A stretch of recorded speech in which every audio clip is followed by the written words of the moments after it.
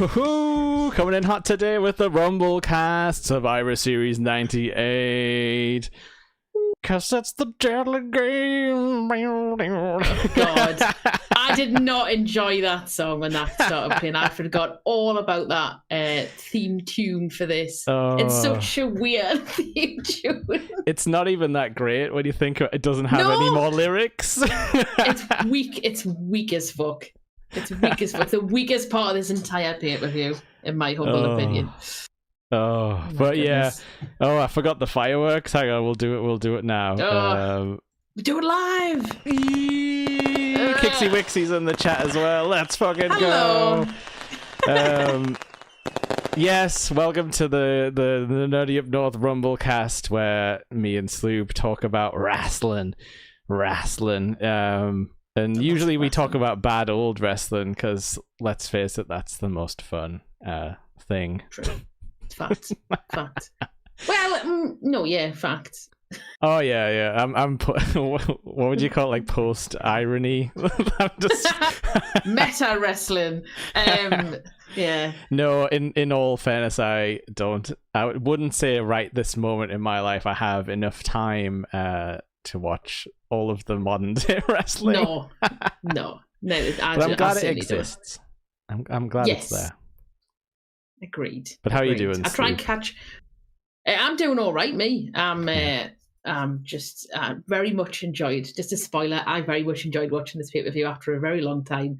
I haven't seen the whole thing in years, and I watched it all the way through. It was actually quite a journey, but I am well. I am looking forward to the fact that it stopped being really hot, and I'm looking forward to being autumn very soon because I went on holiday for a nice little sort of break last week. Mm-hmm. And I went for a bit of a walk in the sun, and it was really hot. It was like 32 degrees, and nearly got heat stroke. Had to buy a hat, and I've now got a hat that's pretty much 50% sweat now. And it's deeply sweat stained.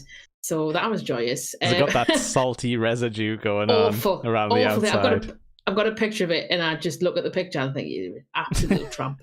Well, absolutely foul. You know, I've been doing that too. I've been, sort of doing out a new house. So my, doing work hat has been a backwards Sophie Lancaster baseball cap. And yes, I've got the salt marks to prove that I've been grafting.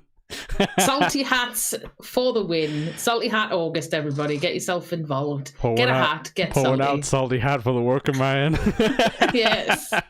Kixie, you need to get a salty hat. I'm sure you'll have a salty hat. We'll get Rumblecast hats printed that are pre-salt stained. It's like a new fashion. That'd be cool because if you end up thinking I don't want to wear this, you can always try and dry the hat out more. Yeah. Get the salt crystals out of it, and then you have a garnish or seasoning for a steak. Yeah, for a sloppy steak. Exactly. So there's a dual purpose hat. One for actually capturing sweat, and two for desaltifying and seasoning your food. Yeah. And I really should wash it. Do that? And I really should wash it, but I keep thinking I'm gonna need it again. I'm gonna need the sweat Washing's hat. overrated. Washing is overrated. No need to do that. It's absolutely overrated. Anyone want to come around my house and smell my sweat hat? Do not, because if you put that on any form of there's an internet website somewhere where you can pay someone to sniff a hat, mm-hmm. or you can ask someone to send you a hat to sniff. Mm-hmm. I can guarantee that will be somewhere out there on the internet. Well, I'm not above it, internet, so let's make a deal. Needs must. If you've got a mortgage to pay, sometimes the job doesn't cover it. Mortgage to pay. Hats. Now that's the real deadly game. Because it's the deadly game. Oh, God. Sponsored by Nestle Crunch. Oh, God, that really made us laugh. The blimp. The first thing you see is the blimp. Who sang the deadly game song? Do you know who sang it? No. I'm guessing it's... I don't think. Would it not be like does Jim Johnston not just have like his like choir like his gospel choir on staff. I'm sorry, but Jim Johnson has better taste than that. Oh, you don't think he wrote it? Okay, it's possible. I think it was a Michael Hayes job, trying to pretend he's a free bird again. Wow, he's what I'm going to do here is we're going to do deadly games. Can I have some more lyrics, Mike? No. No, that's all I have. Goodbye. That's it. Awful song though. Absolutely awful song. I do enjoy that Kixie says she had salt shorts the other day, which is good. Salty shorts. It also is called a sweat hats, like Rick Rude would say sweat hugs. Yes, the sweat hats. That's what they can be called. You bunch of Geordie sweat hats. He'd be right to say it as well. Geordie sweat hats. Oh, that's amazing. I love that. Sucking down your beers in front of your football games. You sure got us. Yeah, but so yeah, we normally kind of outline the commentary team. It's no surprise that it's JR and the King, because this is like their like peak era, pretty much 98. And I will say they were fucking tremendous. Oh my god, yeah, they were so good on it. You never really hear people talk about this particular pay-per-view for the commentary, because obviously JR, everyone talks about, oh my god, he's broken in half and all that sort of thing. And then, Jerry Lawler gets the puppies and all that sort of shit. But on this actual pay-per-view, the whole thing, they were just... There was a couple of tasteless jokes in there, but 1998. But generally, they were fantastic. I absolutely loved them through this. Yeah, because I kind of focused in on it after I was like, oh, like JR was saying, like, all of his catchphrases are here tonight, like government mules, Jezebels. Again, lots of problematic things, but catchphrases. But I really kind of focused in. I was like, hang on, these guys are actually doing good improv together, and it wasn't like the stuff I thought was good wasn't the mean spirited stuff. It was just like, oh, he took what he said there and turned it into a good joke sort of thing. Yeah, there was a really nice bunch of innuendos. Yeah. I have wrote a couple of them down that I thought were really funny. Yeah, I always write down some commentary lines at least. They were fabulous. And fabulous. It makes you sad that Jerry the King couldn't be a horrible person, because if he was this character all the time, he'd be like lauded as one of the best commentators, because it's fun to have the guy who loves like the baddies, like the Vince and the Triple H, like a guy who's firmly in one camp, and you're like, okay, he hates Al Snow and Mankind inexplicably, but that's his character and he keeps it consistent. Yeah, exactly. Yeah, and he hates Stone Cold. He thinks he's he thinks he's scary, redneck and all that, and asshole or whatever. I will as well thank you, Jake, because this was your choice as well. Yeah, so it was a good time. So this was the one I had on. Give yourself some credit. Oh, thank you. This was one I had on Snidey videotape as a kid. But someone had done a cover that printed off the home video cover and put that around the box. So it was a slightly more upmarket Snidey. Was it like a proper like boxed VHS, or was it a slide? It was a sleeve. Yeah. Right, it was a sleeve. Okay, yeah. So the packaging had dedication, but was not expensive. Yeah, and it was just a lad my granddad knew from the factory in Washington that he used to work in. That's Washington, Sunderland, not Washington, DC or state. Yeah. Okay. But yeah, thanks for choosing it. I appreciate it wholeheartedly. I wanted some light-hearted silliness, but also to keep it firmly in the 90s, because it has been 90s week at Nerdy Up North, kind of. We did like a 90s nostalgia thing, so... And that's kind of where I'm living right now for entertainment, it seems. Yeah. So I would say as well, this pay-per-view in this year is absolutely peak WWE 1990s nostalgia as well. Yeah, because this would have been like after the Hell in a Cell and everything, obviously, because Kane's here. So that was a pay-per-view people talked about. So people would have been tuning in every month to be like, all right, what are they going to do this time? And I'm not saying they're living up to that craziness every month, but it's gonna have like eyes on the product, as they say. Yeah, like 98. I mean, I'm going through at the moment watching it in your houses, and I'm only up to 97, April 97, so I'm not up to this point yet. But I have went back and looked and watched some of them in the past when they were on the network. When they were like banging around. And 97, 98 is where there was obviously a proper turning point, I think, and they were starting to build up a head of steam. They were definitely not good pay-per-views. Yeah. Some of them could be definitely rubbish. I think the one that was before this, Judgment Day, has some really bad matches in it, and the main event was trash as well.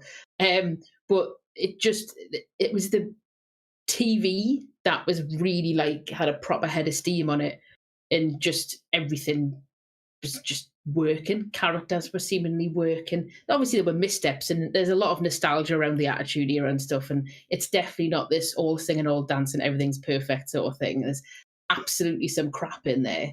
But because the good stuff's so good, it does distract from the crap that you kind of forget about and what have you. But yeah, this was like a really good. I don't think it was the last pay-per-view of 98. I think Rock Bottom was the last one, which was in late December. Yeah, I don't remember that one at all. But this was like, it wasn't bad. It was okay. It had a couple of good matches on it. Rock and Mankind had another match on that one. That was really good. Yes. They've been wrestling a lot this year, it seems. We've watched quite a lot of their sort of blow-ups and things. Yeah, so this, I think, if I remember rightly, this pay-per-view was the proper start of their feud. Like, they wrestled, I think, not the previous one, but the previous pay-per-view, the Breakdown, I think it was. Right. They had like a triple threat cage match with Ken Shamrock, which is actually quite a fun match. It's all on YouTube. But it, like, because Rock was such a babyface, they were like pushing him forward, and Ken Shamrock was the heel, and Mankind was like this in-between sort of I think person. Like, we'll get to it later, but this pay-per-view is like formative for the Mankind character in more ways than I like for that change. Yeah. Also, as a kid watching this, I don't think I would have known anything about the Montreal Screwjob, so all of the references to that went over my head when I was watching this in the sort of early 2000s or whenever I had it. Yeah, but the thing is, even if you didn't know about the Screwjob, it still works. Yeah, true. Because you're just like, oh, well, that's just what Vince does. Like, that's just kind of... What an asshole. Yeah, what a dick. Oh, man, the Stooges in this was so awful. Like, I'd forgotten this was where I would have learned that, like, the Gerald Briscoe, like, Mr. McMahon, like, he just says it over and over again. I've got a couple of comments about Briscoe later on when he does his little mini promo thing. But, I mean, as well as pay-per-view, you've got a really good roster. Like, it's weird that in the Attitude Era, when you look at the roster, it isn't actually that deep, a roster. But you kind of, everybody's got a pretty standout gimmick, and you know who everybody is. And they're kind of, they're distinguishable from each other. That's a criticism I've got of the modern wrestling, is that the rosters are so big now. Yeah. Especially the main kind of companies. And there's a lot of people that have similar or look similar gimmicks, and I always sometimes find it hard to remember who's who. But I think maybe these days there's like too many eyes on things, and I think that makes them go for like max variety. Whereas like back in this time period, like we were seeing sort of the same guys get used like week after week, and there was probably some people who got bored of it at the time. But also, as kids, you weren't tuning in every week. You're like, oh, I've caught Raw this one chance, like this week, or like, oh, SmackDown's on. But maybe, you know, the next few Sundays, like my parents took me out. I didn't have a choice to like watch SmackDown. So it like, but we got that whole like building the long term. Like, how many times does the Boss Man come out? And like, I wasn't annoyed by it. Like every time he came out, I was happy. What's he gonna do? Yeah. What's he gonna do now? And all that sort of stuff. Gotta give a shout out to the Attitude Era podcast, who coined the brilliant term of Big Boss Man behaving badly, because that's basically all he was used for in this time period. He would like skulk about and do something horrible. He was always up to something. I love Big Boss Man. I love him, especially at this time as well. So, so let's get into this. So again, over my head as a kid, but it starts out with Vince kind of giving a promo in a wheelchair as well. They have to like hoik him out of the chair to like roll him into the ring and everything. It's a whole like to-do. It's so funny. And he says a lot of references to sort of vaguely like Brett things, like in his Dwayne Gill intro, like, you know, when he's like a star that's went to WCW, and like the crowd starting to like murmur and like shout for HBK and stuff like that. I don't think Brett. This is what I mean about this pay-per-view. No, it's fine. If you watch it for the first time and you think, "Fuck that ending," whatever. But if you go back and actually then rewatch it with the knowledge of that ending, you start seeing these little bits throughout the whole pay-per-view. You think, "How did I not?" Click.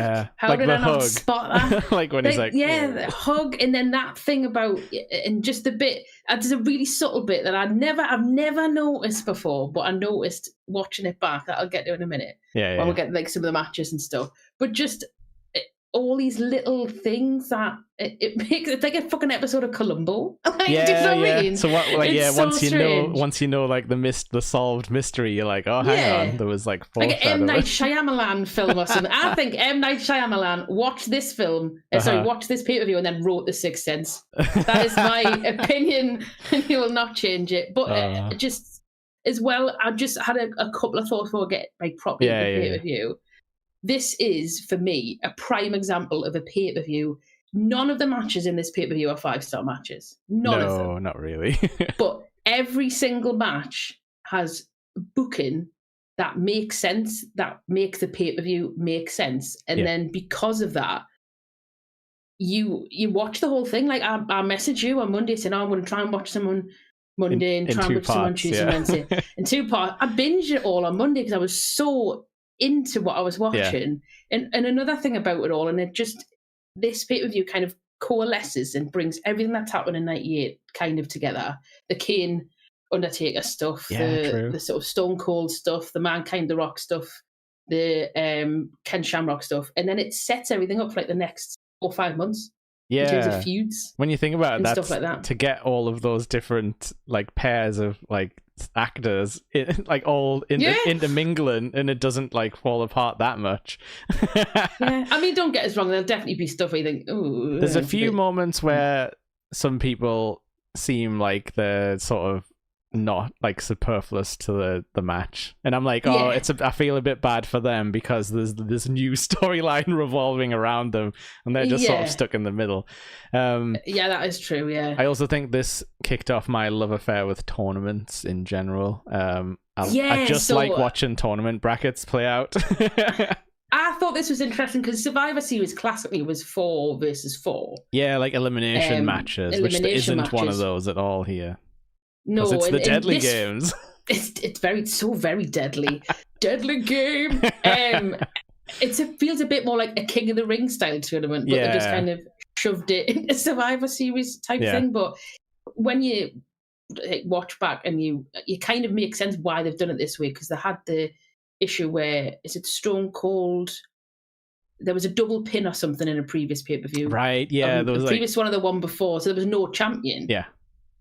And then I think it was Kane versus Undertaker at the previous pay-per-view, and Austin was the referee. Yeah. But then Austin caused a DQ, so then there was still no winner. So then the championship was still vacated, and this is like the only way that McMahon kind of went, right, we're just going to have a tournament because you can't all fucking work together, and I'm sick of all ears. Yeah. And I'm going to, pretend to make it look like I'm going to make somebody win, when in fact...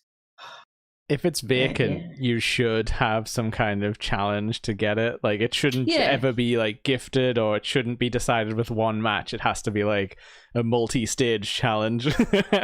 Definitely. And the whole build-up before as well, to pivot McMahon to this big evil corporate arsehole against Stone Cold, who everybody loves. That's been built up all year. They've got this kind of back and forth all year. And I know the Stone Cold's not in the main event for this, but this pay-per-view furthers that feud as well as makes another one. So, and the machinations of the evil Mr. McMahon start now in the first match, where we think, as far as we're aware, Mankind's getting like an easy ride. And he comes out in a little tuxedo to his sad music. Was so amused by how buzzing he looks in his little tuxedo with his little hardcore title that he's been given by Vince, because Vince is adopted him as his son and all this he sort of stuff. He does call him Dad later on. He does call him Dad, because it's been that sort of like Vince and Shane have fell out, so Mankind's kind of become the corporate son sort of thing. Yeah. My thought was, who suggested wrestling in a tuxedo? in dress shoes as well, because he does a few slips, doesn't he? I can't believe that was Mick Foley's idea to wear dress shoes as a wrestler. No. Like, there's no way that would have been. Imagine doing a double arm DDT in dress shoes and a tuxedo. Yeah, like, he does. no. He tries it, I guess, or maybe see one of those. And the fact he's clean shaven really was like, whoa. Yeah, I think that because I didn't really put that together as a kid, but when I watched it here, I was like, oh, that's what's like different about his face. But I remember that making him look creepy and like less human, which I think works for his like character. Yeah, because I think when he does the JR interview, he has a lot less hair, and he's also missing some from the top because he would like rip it out, pull it out. So I think that really adds to his like his unhinged like nature, and I think the bearded Mankind is like the fun, like the have a nice day, like happy Mankind, you know. Yeah, I feel like it goes along with his new music when he gets that eventually. Yeah, I did like as well. JR called him a magnificent athlete. Yeah, and I couldn't think you taking the piss because he's a chubby man in a tuxedo. I wrote down as well that they were like, "Oh, it's definitely a custom made suit." And I'm just like, "Is it?" I think didn't he talk about? I think it might have been in a later match, but didn't JR talk about his like Gucci shoes or Gucci Maybe. something or other? But I mean, wrestling in dress shoes is just absolutely insanity, and I loved that you were about to mention before the thing about Vince when he did the intro for Dwayne Gill. The big boss man, you can see him nearly smirk. And I think he nearly nice! Breaks. Oh, don't corpse boss man. One bit that nearly had me proper giggling was as Vince is reading it out and the camera slightly pans, you've got Mankind who just comes and sort of waddles on his knees and hangs over the ropes and say, yeah, he's like what he's reading out. Yeah, he's like trying to check what's happening because he's clearly not in on this at all either. No. So yeah, we're introduced to like Dwayne Gill, but it's like this long list of vague things like, oh, he left to go to WCW. And boom. Yeah, but so we're all thinking, holy shit, is it like Brett? Is it like you know, somebody like Nash or something's coming back? I don't know. Yeah. But no, it's Dwayne Gill who the bill is like they said he had a record like 1 loss streak or something, which I think means he only had 1 match and lost it. And then they say he's like the coach of some team, which is later revealed to be like a pee-wee like school team or something. Because King has to like sort of vaguely straight face keep up the facade that this is a normal thing that's happening. And like GR's like, oh god damn, when he's got a Titantron video and stuff like that. There's been a Titantron video where it's just showing him getting squashed in various WWF matches. And like really bad outfits. It's so good. It's so and good. So this guy would go on to become Gilberg, who was a Goldberg parody eventually. Goldberg. Which is much funnier. And he does look a bit like Goldberg, let's face it, if he was like melted and shrank. So this is a non-match technically. Mankind does this weird like floor flip onto him into a pin. And JR's like, I've never seen Mankind use that maneuver before. It's just a squash match. But there's a couple of things I noticed to this. For some reason, Mankind comes across as quite a sort of goofy, quite sweet and goofy at this point. Yeah. Like he's not unhinged. He's just very desperate and just wants people to cheer for him and thinks, you know, he's dead proud. He's like, he knocks him over and sort of like has a sheepish sort of like, I did good type of thing. But I did after he pinned him. JR said it didn't take a Mankind long to look at that horseshoe, which when it come out Gilberg's hair, which I thought was really funny. And then I think Jerry Lawler went, "Was that a real match?" And then this is a match where I noticed something that I'd never noticed before. There is a point before he pins Dwayne Gill, he goes to get the sock out of his pants and it's not there. Oh no, I didn't catch that. I mean, I know they mention it later on, but yeah, and I was like, oh, a little bit of foreshadowing because obviously Socko ends up becoming part of the whole thing. And that little movie did where he just kind of went, and then pinned him, like a weird, like a roll and flip sort of, that must have been Mick Foley channeling his best sort of like high school wrestling. His little amateur pin sort of thing. Because I think he did used to do that for a bit. I think everyone had a quick go when they were in high school if they ended up being a wrestler. So So yeah, this was fun for me, a fan of old internet, because WWF.com gets a mention.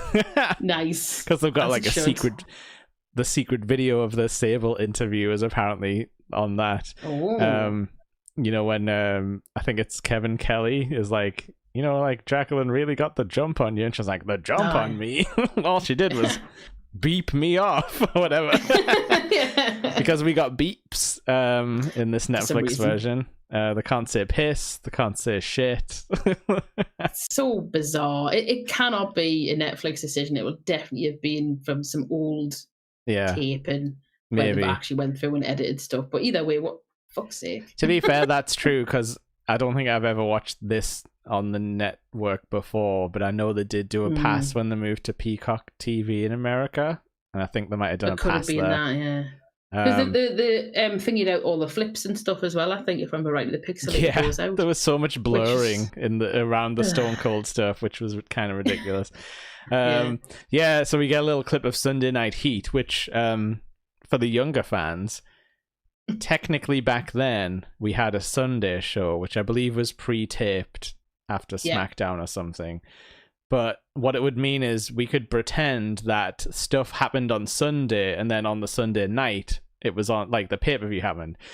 So Sable getting attacked on Sunday Night Heat actually has ramifications, because she's only had like a few hours to like recover from that. Exactly, yeah. It was almost like a pre-show, but not a pre-show. It was almost like an episode that leads into the pay-per-view, but isn't. I used to watch it on occasion. It was like 3 mid-card matches and then some like recap packages from Raw and SmackDown. It was fine. If that was all you could watch that week, you know, it was all good, and you got and it would give it would give you a primer for the pay-per-view, essentially. So you got occasionally you'd get like an exclusive scene, but they will replay it usually on the pay-per-view. But so our second, because that one was technically a tournament match. Our second real tournament match is Double J, Jeff Jarrett, and Al Snow, which is a crazy combination, which I very much enjoyed.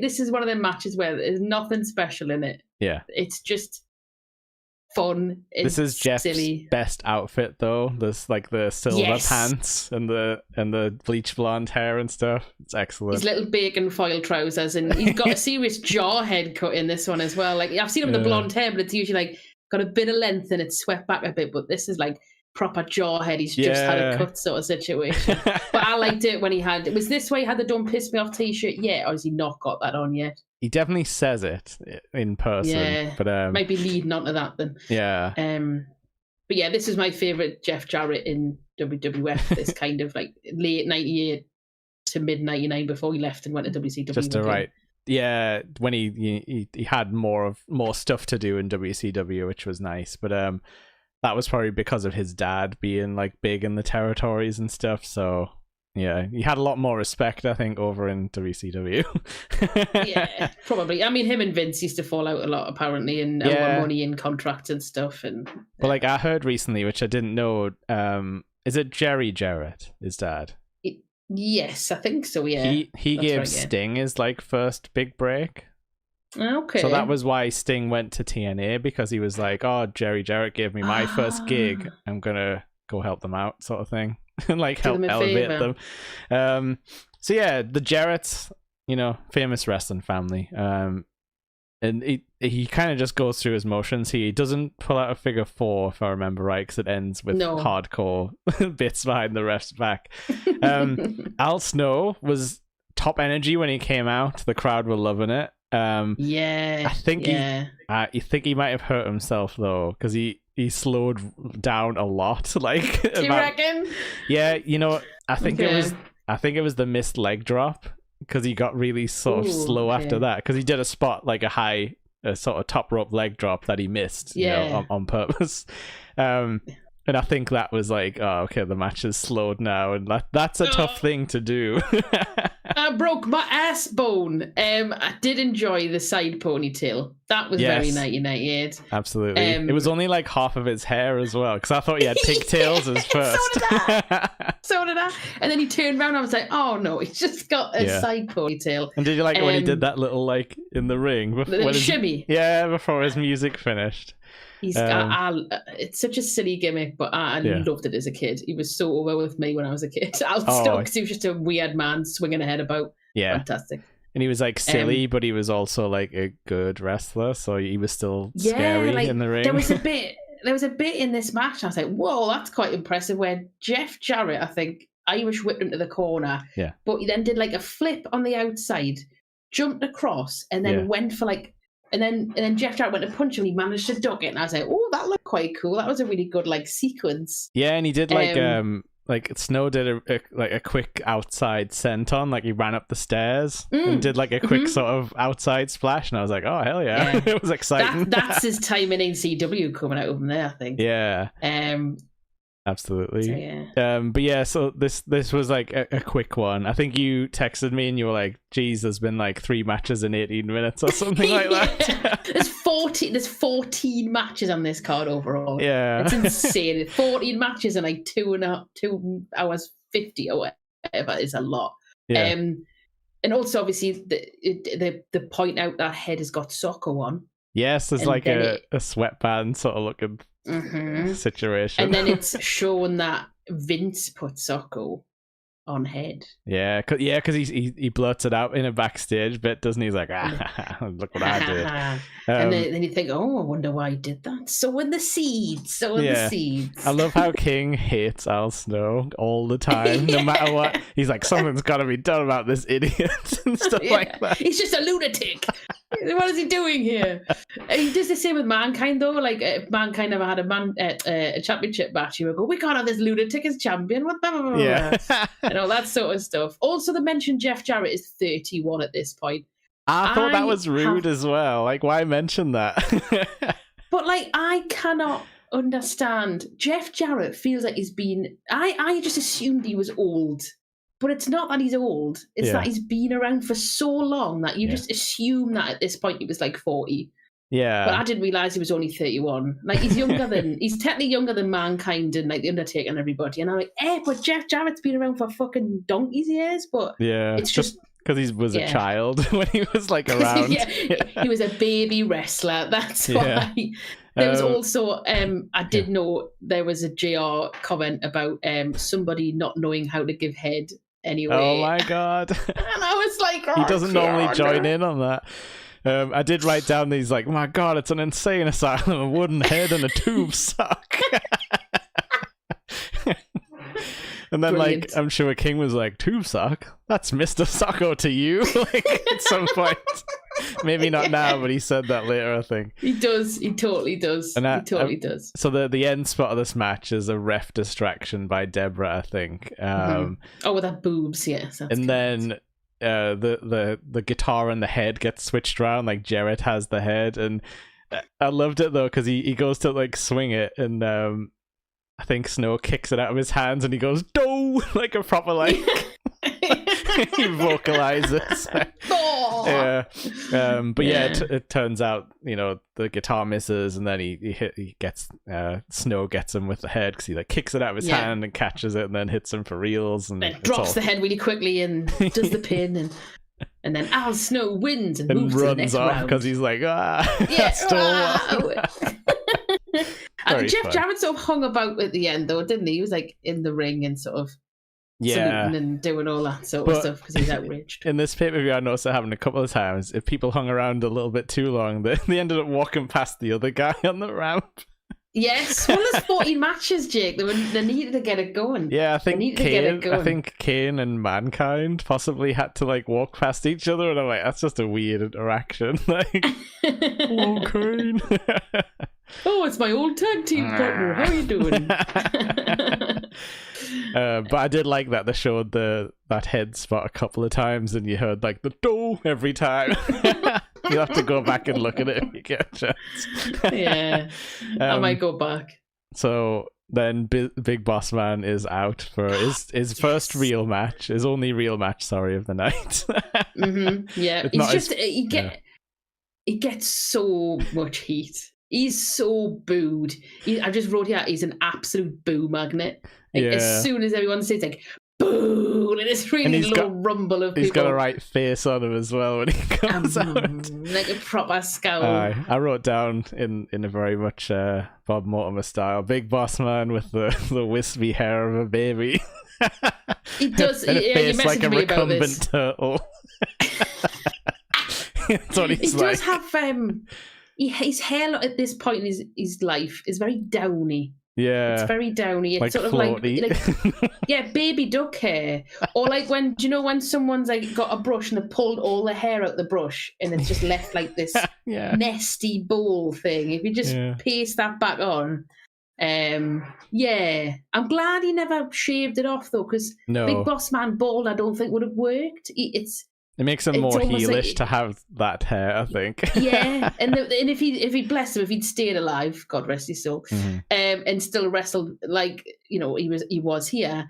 If he was going bald and refused to accept it and kept the baby downy hair, that would have been even more heelish and would have absolutely got the boo magnet more. Yeah. He's just great. He's fabulous. And then the pop for Stone Cold coming in is unreal. It's so loud. And this is like they just start going at it on the ramp as well. So immediately the crowd is like, you thought they were high for like Al Snow, but it's like they're bumping up another level for this one. Yeah. But McMahon has the plan, and this match does not go to plan for Austin, unfortunately, because it does not. It does not. But yeah, I loved how when they started like lamping each other, like JR was straight in there being like, "It's nothing but fists and fire. It's getting ugly in a hurry," type of thing. Yeah, perfect. It's a good like. It's a proper brawl this one. There's no technical wrestling whatsoever for this. It's pretty much just brawling between two large brawling men. Yeah, he does like his like the Boss Man press. And stuff. Oh yeah, there's one of them immediately while the crowd's still going nuts. And Boss Man gets his like rope bouncy like baseball slide punch combo that he likes to do, which is fun to look at. But I do think the crowd really played the part in this as well, because yes, it wasn't a very technical match, it was very basic, but because you had such an intense babyface and such an intense heel, the crowd were so into it that you could feel the ebb and flow like with them as they cheered, and they kind of and obviously Big Boss Man didn't just get squashed either. No, they were just like lamping each other. Yeah, and there was like a bit of like some hope spots for Stone Cold, but then Big Boss Man got some stuff and had to slow Austin down and all that sort of stuff. And then obviously Austin, I think he wins by DQ, doesn't he? Because he just goes nuts on him with the nightstick outside. The nightstick, which is again is to set up the fact that Austin's going to be slightly working injured for the rest of the night. Yeah, McMahon's playing the long game where he's just thinking, if I slow all these guys down, then I'll get my way in the end. Exactly, like he doesn't want Austin to win, so he's got to hurt him as much as possible. It doesn't matter, Boss Man's lost. Yeah, it's the fact that Austin is hurt. And he probably he does like a spot where he kind of like stabs him in the heart, like with the nightstick, and like JR's like right in the heart of the rattlesnake and stuff like that. And also, one of my favorite things in wrestling is when somebody wins a match by DQ, and the announcer is like the winner of the match, and like he's getting choked with a nightstick, and the winner of the match is Stone Cold, and he's like just died in the corner. It's one of the funniest things they can do in wrestling, just have like the nice announcement for the win while they're like dying. The polite Howard Finkel just going, yes, he has won, but he is currently being strangled on the outside.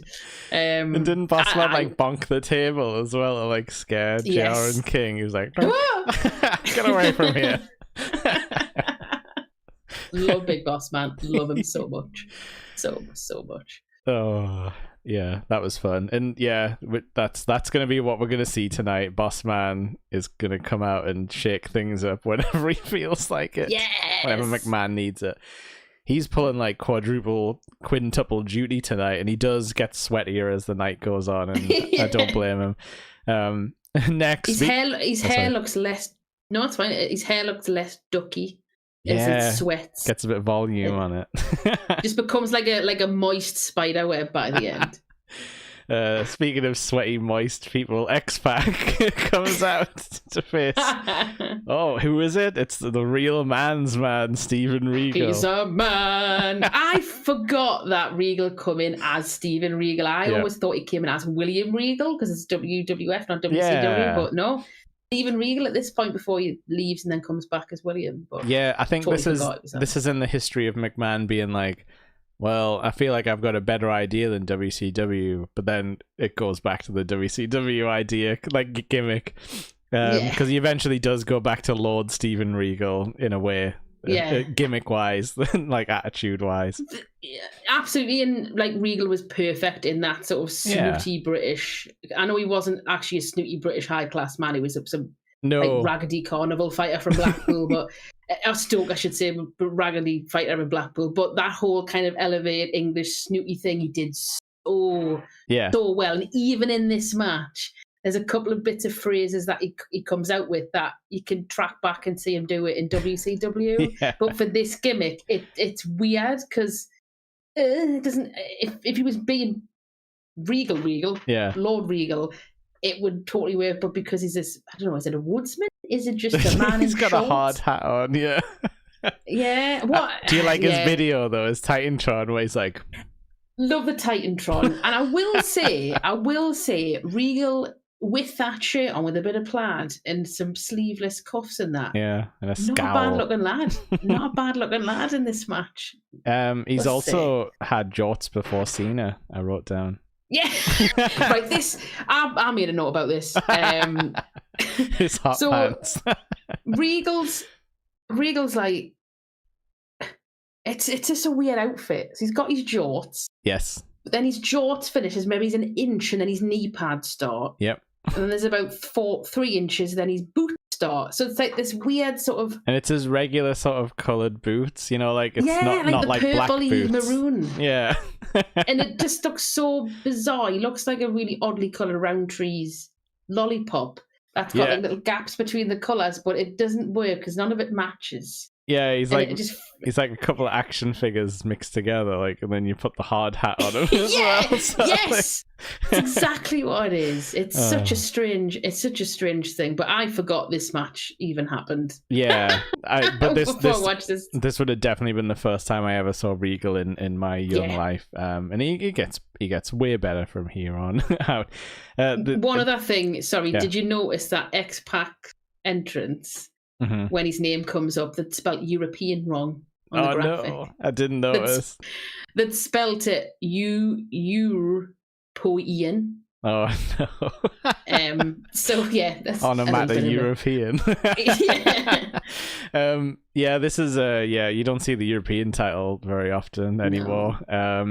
And it's kind of a nothing championship. It kind of always was. I think it was like, oh, we'll have a championship that's about like match shoot wrestling for those guys rather than like Intercontinental was like, oh, the workhorse guy, who's going to be champion soon. It was like the Holden Penn sort of thing. But again, JR calls him a 30-year-old from Blackpool, England, which again I'm like, rude. You don't need to mention his age here.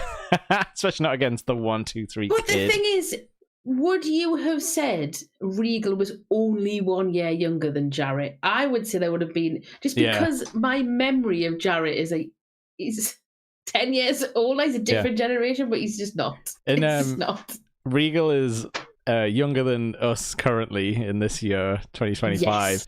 And I don't feel like we look the same as him at all. No. Not by any stretch. We are younger than most of the roster. We are older than most of of the roster at this point, by the way. I guess because we weren't carnival fighters, you know. We're older than The Undertaker in this. I think the only... I don't know, how old is Paul Bearer in this? Oh, no, don't. That's not a question you want to answer. How old is Paul Bearer in this? Because I don't think he'd be that much older than us. I love his face, though, later on, when the face he pulls after his promo's finished, and he's just like... He just holds it perfectly as well. I wrote down that Regal did some great Hank Hill like grunts when he was just like, whoa, like lifting him up and stuff. I love, and I've said this so many times, I love Regal and I love vocal wrestlers, and Regal is wonderfully vocal. A bit like Jericho, where he'll scream when he gets hit, or when he's really trying to wallop something, he'll expel like, whoa, because you're putting energy into it, and I love vocal wrestlers like that. Because again, I don't know if I've said this, but obviously Regal comes from a circusy carnival background. You're playing to like the people at the back. You're not playing for television. You're playing for the people in the theater or whatever. I think the way he tells it was out on the strip. Basically, it was. Well, there you go. And then you're playing to people on the Blackpool bloody strip. Yeah, so it was you like gotta get your echoes. It was literally like a sideshow sort of like setup where it was just like, oh, I think it maybe had a tent sometimes. He says in his book, like a marquee sort of thing. Yeah. But that was it. You could probably just walk in there. And you'd be like, you're gonna have a go at me, bloody sunshine. I just got this image of Regal next to Blackpool Tower wrestling in a gazebo. Yeah. Like that. I don't think it was far off it. I memean, we come from the north. We know how sort of low rent events can be every now and then, no matter what they are. Just it still happens to this day. So back then it must have been dodgy.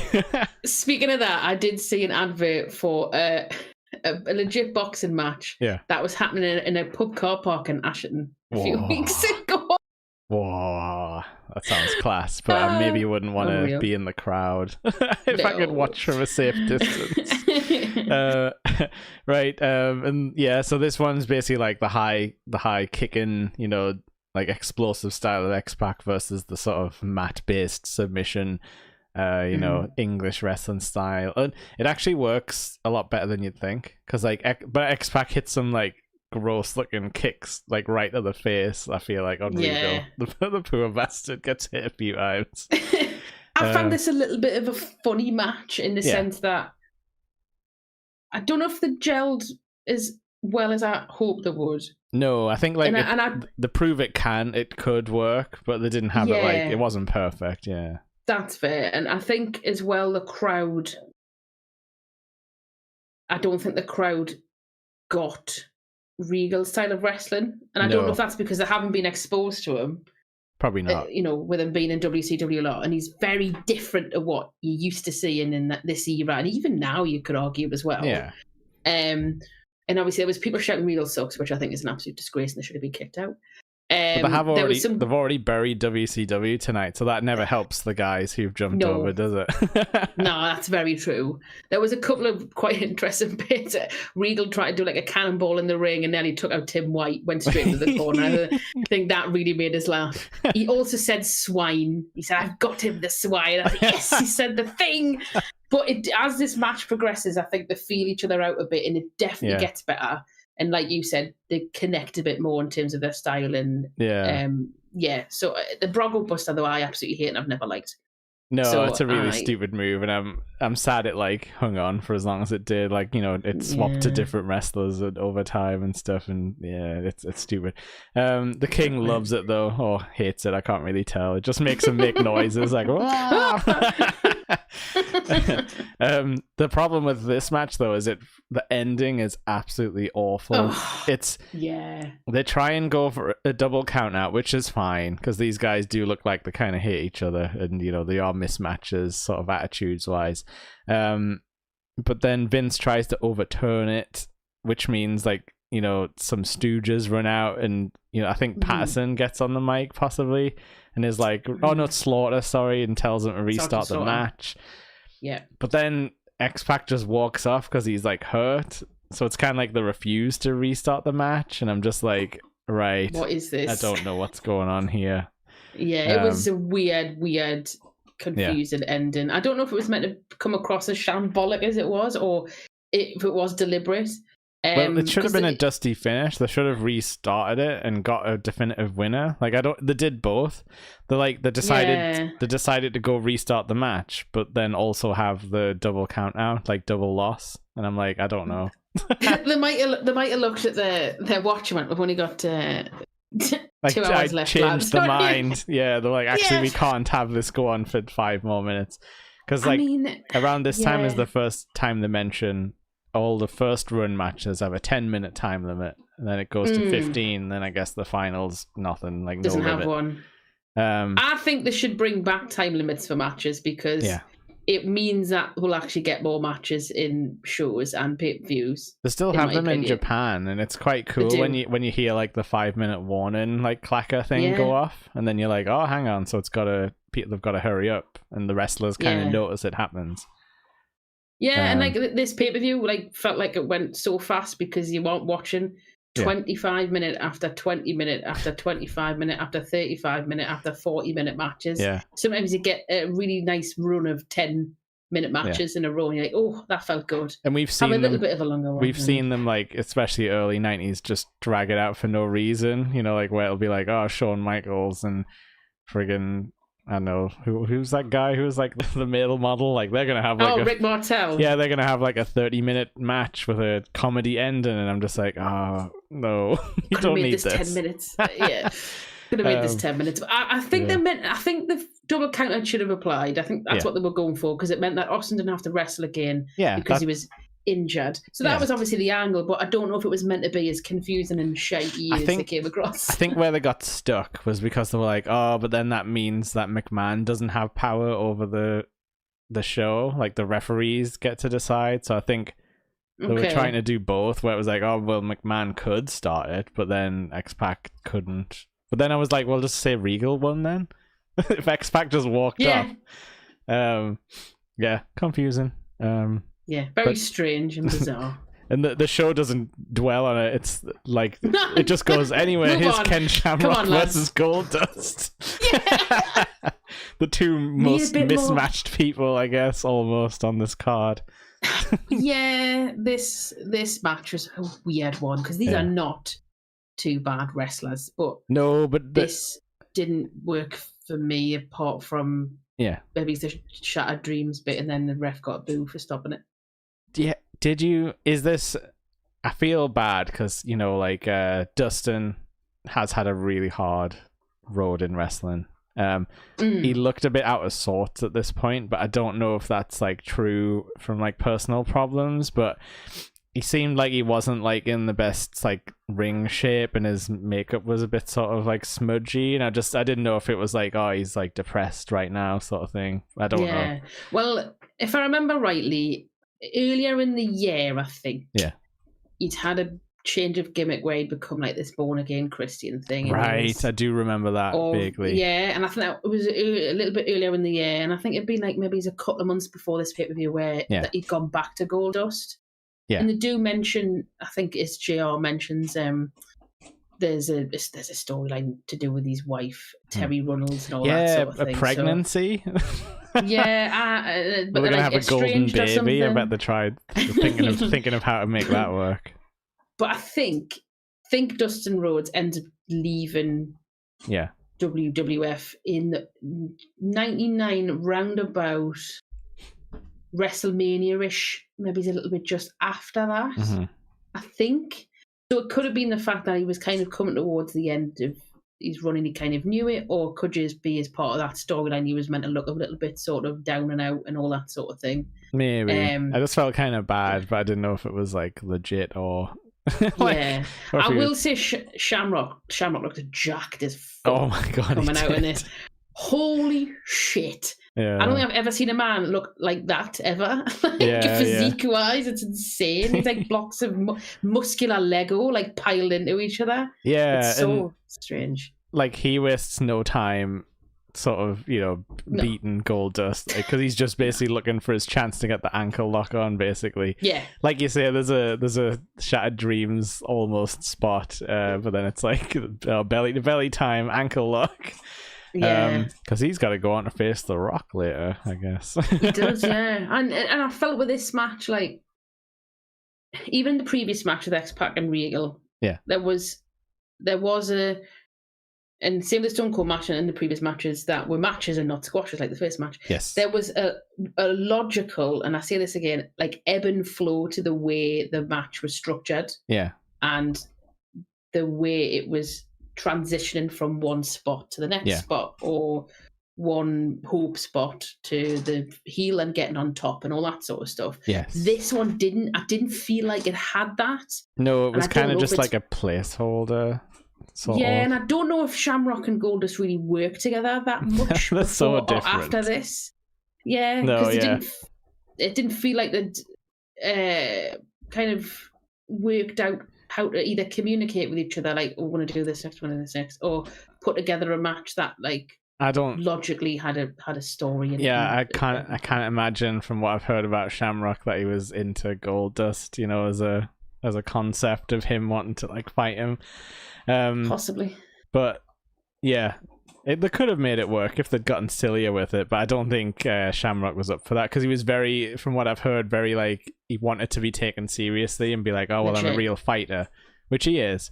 And they talk about his UFC stuff, but he didn't want to be taken as a joke, like, as much as possible. Yeah. I think that's why he left, because they kept putting him in weird like stuff with like his fake sister and things like that. Oh, that was very strange. And yeah, he was a heel at this point as well, so him being goofy was probably not going to work for him. Heel man who just goes like, yeah. Yeah, but I think this is probably one of the weakest matches on the card. Yeah, with two guys who could wrestle, so it maybe just been an off day. Yeah, also Goldust had mad wedgie the entire match. You just has mad wedgies all the time. You can just see both of his cheeks outlined perfectly. You watch Dustin Rhodes back in WCW when he was a natural, and he's got like exceedingly saggy pants on, and then when he becomes Goldust, it was stuck up his arse. So it's like you can't find that middle ground where he's got underwear or a suit that fits that. Maybe he's got weird shaped arse cheeks. I don't know. Yeah, I'm not going to judge a guy over it. No. Like I said, they were just perfectly outlined the whole match. It draws your eyes to the cheek, cheeked up Goldust. Okay, I loved this because we got a shot of the crowd, and there was a guy in a full paper chef's outfit with like, I smell what the Rock is cooking. And he had the apron and a hat and everything. Absolute fucking dedication. And the camera like stuck on him for a long time, and I hope that guy's doing fine these days. Yeah, good lad.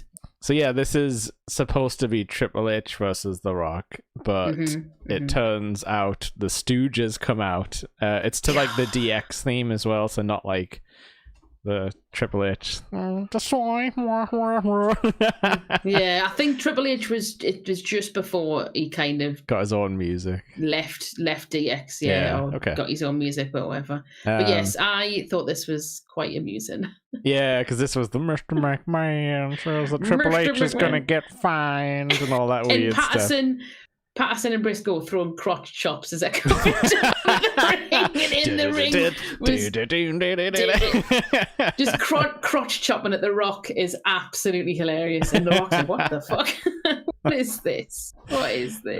Yeah, he had some proper good faces on him tonight, The Rock. Like, he had the proper bugged out eyeballs a few times. And then guess who's the replacement? It's the Boss Man. But guess who doesn't care? It's The Rock. He does that super quick roll up pin, which is so funny. Apparently the fastest match in history, like the world record. 7 seconds or something. I think they said it was 4. So I guess 4 seconds. Okay. They must have counted from the last bell hit. You know, like the third bell hit. Bell to bell. I did write down Briscoe as well. Looks like a geography teacher crossed with an astronaut with that suit and haircut. My geography teacher did have like that hair, from what I remember, like mostly missing hair, with like a nice quiff on top. Yeah, I mean, you're totally right though. It is just a small pack. Is it a small package? Yeah, technically, that he doesn't even do anything because just slides in. The Rock's done this before, I think, but like I think he kicks him in the leg first on a different one. He's done the quick match win, but this time he just like grabs his head and he's like, "No, you're getting pinned." Over. The crowd were so into it though, and I didn't think they wanted to see another full Boss Man match again right now. No, and again, this is a perfect example of something that is small and throwaway, but builds into that whole. Oh, you think McMahon's trying to fuck The Rock over because he's bringing Big Boss Man and these Stooges out. Yeah. It makes Big Boss Man look like a goof, like he doesn't know what he's doing and stuff, but isn't the case. Like a proper It's just like this- Dukes of Hazzard, like, no, I can't No, believe they got me this yeah. time. Like one of those. The pesky rock asshole. Yeah. And also JR has a fantastic line here. I think it's JR who says, I didn't even get a chance to smell what the Rock was cooking. The match was so short. And I would like That to, was really folks. yeah. I want to know if you can cook. But yeah, so once that's over though, we get Best Undertaker coming out here. I think I had an action figure of this exact outfit with the massive shoulder pauldrons and the cape and everything. Fantastic. Maybe had the top knot though. This is full straight hair. It wasn't top knot. Yeah, Undertaker. you haven't got that little bit there. Okay. Yeah. Did you as well, just before he came out, there was a match graphic came up briefly. Paul Bearer's face on that match graphic is like one the of card. my favorite. Yeah, it was one of my favorite Paul Bearer, and I wish I'd took a screenshot of it and sent it in because it really made us laugh. Yeah, you can get it. Yeah, I'll try and fish it out and pass it on to you because it really, really made us laugh. But you are so right. Undertaker's entrance music on this pay-per-view is absolutely banging. Why didn't he have this music all the time? I don't know. Like, because when he came back, it was like the death march, like the funeral march thing. And I'm like, yeah, that makes sense when he's coming back to life. But like, I don't know why at no point they were like, oh, let's put the Dark Side theme on just to make out like the crowd, like, you know, the old school fans happy. But yeah, it's like pure like metal guitar and like a unholy choir singing and stuff like that. It's amazing. I mean, it's a bit like Kane's theme, so maybe they were like, it's a bit too similar. But then that made sense because they were feuding brothers. Like two sides of the same extremely dark, evil decrepit coin. Yeah, but I rewound this bit. This is the first time I've actually ever rewound an Undertaker entrance and not because it was a quick entrance as well. Yeah, yes. Because he had the giant explosions as well that make King go every time. That's always fun. And yeah, like so yeah, at this point, Kane's alive, and at first he was with Paul Bearer, but Paul Bearer quickly turned and went back to Undertaker's side. If you want to know more about Paul Bearer and what he was up to at this time, you've got to read the novelization Journey into Darkness, which is the book What If Kane Were Real. The book. And it goes through his full backstory in like college and stuff like that. And oh god! And he's Paul Bearer's called Paul Grimm in real life and stuff like that. And you'll learn all about the Kane family curse. I'm going to make a really bold statement based on Undertaker versus Kane, this match in particular, which I didn't think was a very good match. No, not really. I'm going to be bold and say that Undertaker and Kane had more boring / bad matches together than they did good ones. Yeah. Like singles matches anyway. This was just two big meaty men slapping meat, but that not was in a it. good way. What I did write down though, that Taker was like super quick at the start, but it kind of only lasted a minute. And he did this he did this later on as well. He has like a burst of speed and it's like really exciting. And then it's like, oh no, take it to the corner, like type of thing. Yeah. Throw some knees. Oh, we're back here again. Also, you might as well say that that book you mentioned there, Jake, can you buy it from any reputable stockist at the moment, or is it out of print? Do you know? It's 100% out of print. But yeah, Journey into Darkness by Michael Chiappetta. I mean, if you want, there is people who've done podcasts on it. The Attitude Era podcasters went over this thing, you know, thoroughly, shall we say. So check out those if you get a chance. But yeah, we'll try and find our own copies of Journey into Darkness. I mean, it's proper high school writing, you know, like it's like fan fiction basically that got published. Yeah. No wrong with that. No wrong with that. There's plenty of that around. Yeah. I used to read the Assassin's Creed books, man, and they were probably the fucking same. I don't know why, but Zeus is going mental behind me, kind of trying to chew my arm off. Are you trapped in the room?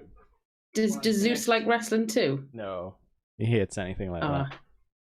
Oh. But I love you, buddy. But you're finished. You can't chew on my arm while I'm sitting here. No. I'm sorry. Oh, we're trying to... No, you can never chew on my arm.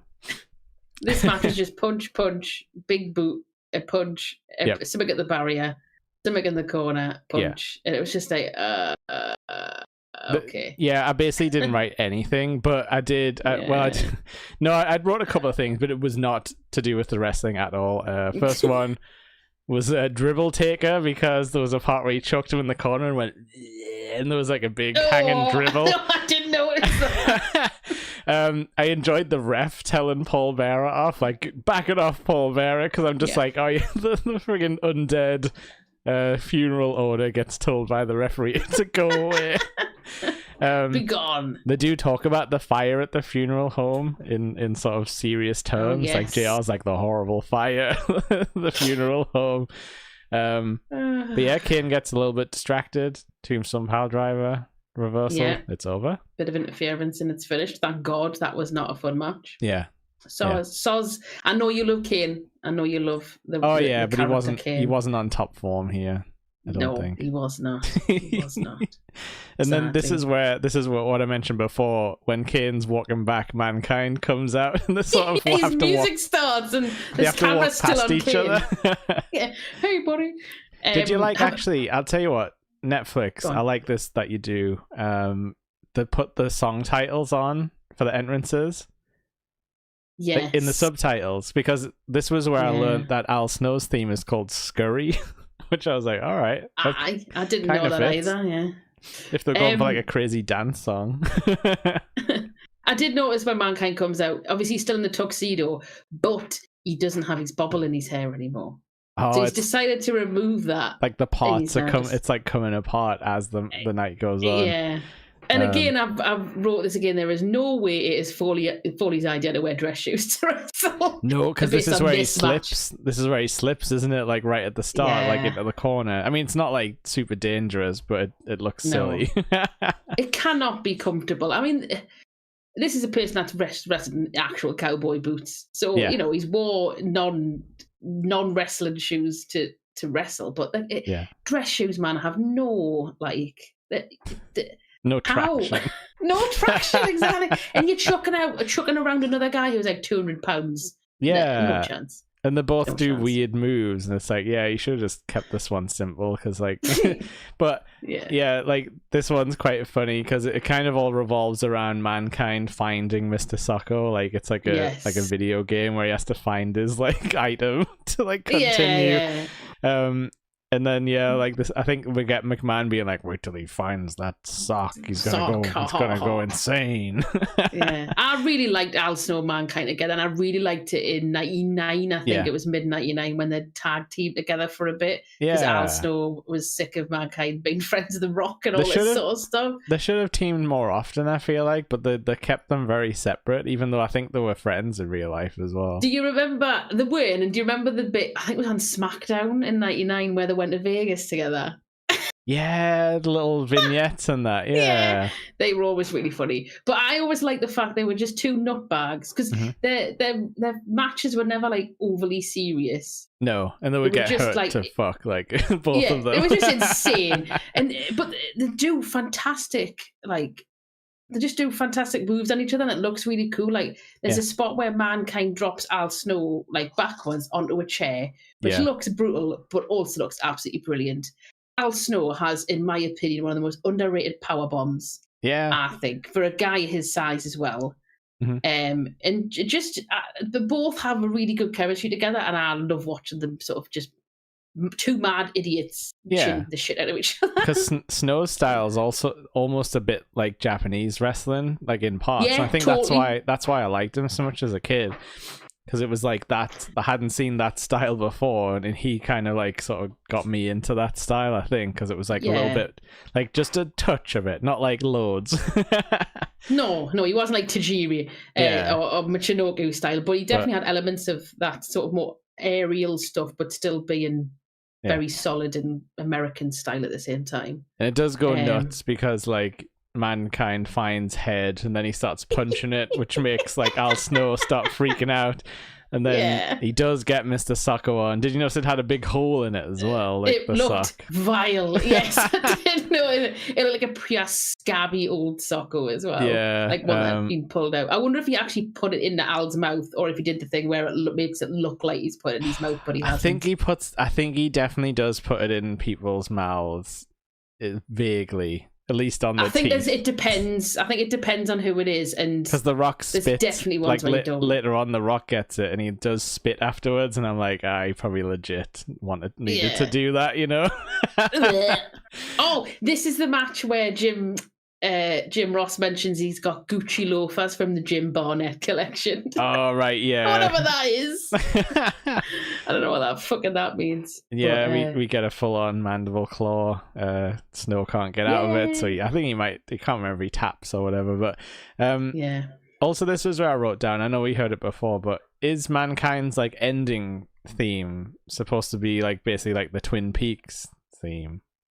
Don't know. I think from what I remember reading in the book, it was Mick Foley's idea to have two themes: one entrance and one exit. Because after the exit, or like when he's won the match, or when he's he's been successful, it's almost like he's emotionally not in that dark place anymore. He's exercised that demon. He's like done that thing, and he's happier because he's managed to hurt somebody and like pin them. I don't know if it's deliberate that it sounds like Twin Peaks. It might be.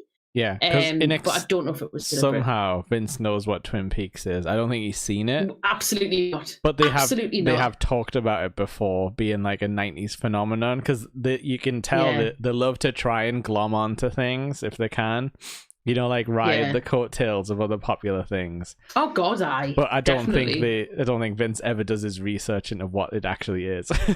Vince would have had no. I read it in the newspaper. This Twin Peaks thing, like as he hits the newspaper, like friggin'. He's probably still watching. If it's 1998, he's probably still watching reruns of Dallas at this point. He's definitely not watching Twin Peaks. Oh, Jim Johnson might have watched Twin Peaks and took inspiration for it, definitely. But I have never actually considered that. Yeah, I hope so. Yeah. But and then this is back into Rock versus Shamrock, because we're just jumping through this bracket. One thing I liked about this moment was JR thanks all the fans for checking us out on pay-per-view, and I'm like, oh, thanks, JR. What a nice man. It even works in the future as well. I was like, I'm still checking it out, JR, so you're welcome. It's a PLE now, though, JR, so it's not a pay-per-view anymore. I'll never say that. But yeah, we should do that to the people watching us as well. Thanks for checking us out. Thanks for being along with the ride.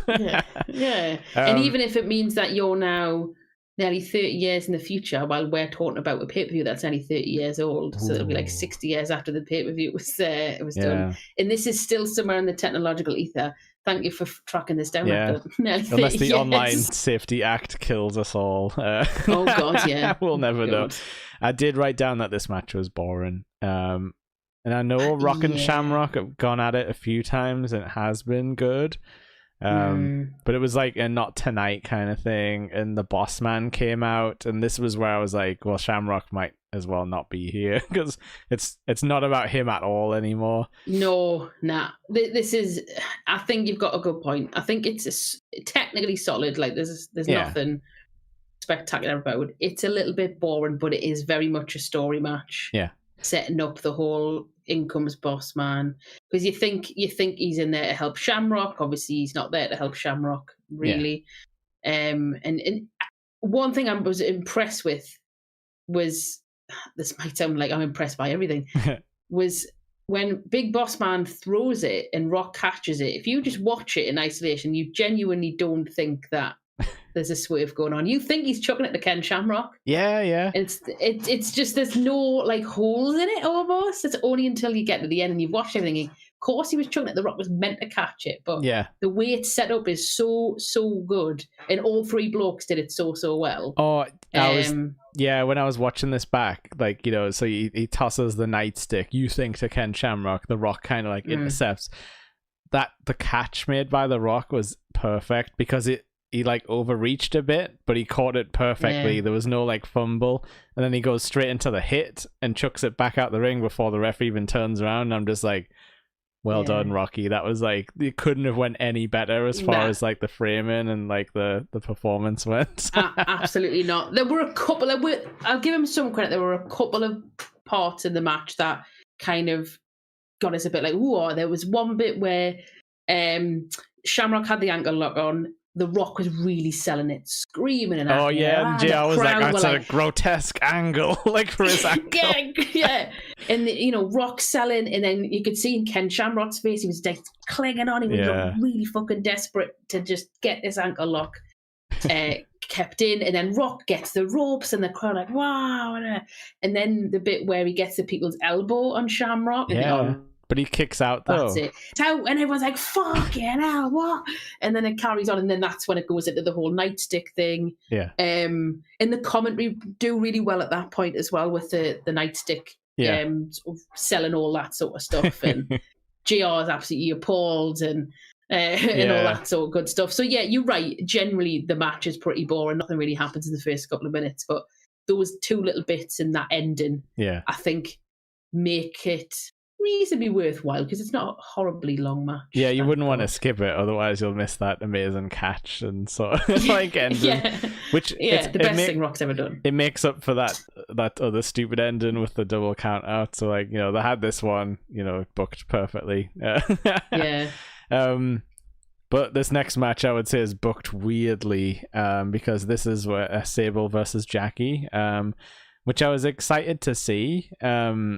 But they rush it majorly. It's like maybe like 5 minutes long, if that, and half of it's like Mark Miro stuff on the outside.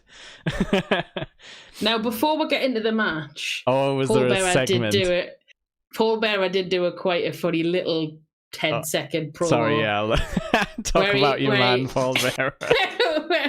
He says something about the only Rock that Undertaker would care about is Cole. Which really made us laugh, and he does the face, the new thing. He does, he mugs it right at the end. Yeah. Proper mugs it. I think Discord might have cut you off there, maybe thinking you were screaming, but cold hard granite thing. Yeah, you got it. Yeah, that's better. Sorry, Discord. It was really How about Discord? And I was like, she's screaming. And I really enjoyed that. That was because there's not been very many promos on this pay-per-view at all. No time. No one's had any fucking time. So it's nice to get this little just injection of promo work in there. Because I was thinking, Stone Cold doesn't say anything out loud in a microphone tonight, and that's pretty crazy for a 90s pay-per-view. So this is Sable Jackie. We've already had the attack from behind. They do it again at the start of this match where Mark Miro's like, yeah, I hate you now, Sable. Just bonks her again in the back. But this is almost a Sable squash match. It's as if they're trying to build her up as like the new powerhouse of the women's division. Because they are, which they don't really have much of a women's division at this point. No, but sadly, Sable seems, from what we've heard, stories now, she was putting in way more effort than WWF deserved at the time, and they were not sort of treating her well during this time period. No, but she was clearly trying because she was learning moves, like she's like does like perfect power bombs and stuff like that in this match. No, I mean this match. Firstly, my complaint is it's way too short. Yeah, way too short, and I can think of another match that should have cut all together to give this one some breathing space. We'll get that. We'll get that one. But you're right, Sable does do pretty well. Yeah, she's reasonably solid. She power bombs Mark Miro on the outside, which makes a horrendous sound. Well, that's funny because everyone hates Mark Miro. Everyone hates him, but I'll give credit to Mark Miro as well. He's not my favourite wrestler, but he's got a heel. He's a heel here, and he gets great heat. And he's that smug, shitty, like he looks extra greasy as well. Extra extra gnarly, extra greasy, and Jacqueline as well. I love Jacqueline. I think Jacqueline was really underrated. Mm-hmm. She's really good at just attracting that because Sable is so over, everyone that's just going to be against is going to be a massive heel anyway. But Jacqueline really leans into it. But I'm annoyed that Jacqueline didn't get more in because she deserved to, because she's a really good wrestler. Yeah. And she didn't really get much of a chance to shine in this match because, as you said, this is very much a Sable is getting pushed match. Yeah. Sable is now the face of the women's championship. But like there was a class spot which you can tell they must have like worked on together where Jackie was going for the tornado DDT out the corner. Yes. And she reversed that into like the Sable bomb, and I'm just like, oh hell yeah.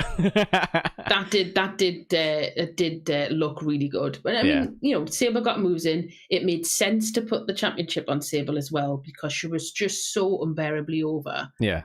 But yeah, I wish Jacqueline had got more in. And what annoys us a little bit about is they don't really do much with Sable after this point. No, and they kind of just drop her. Yeah. Yeah, and like why we're not got China involved?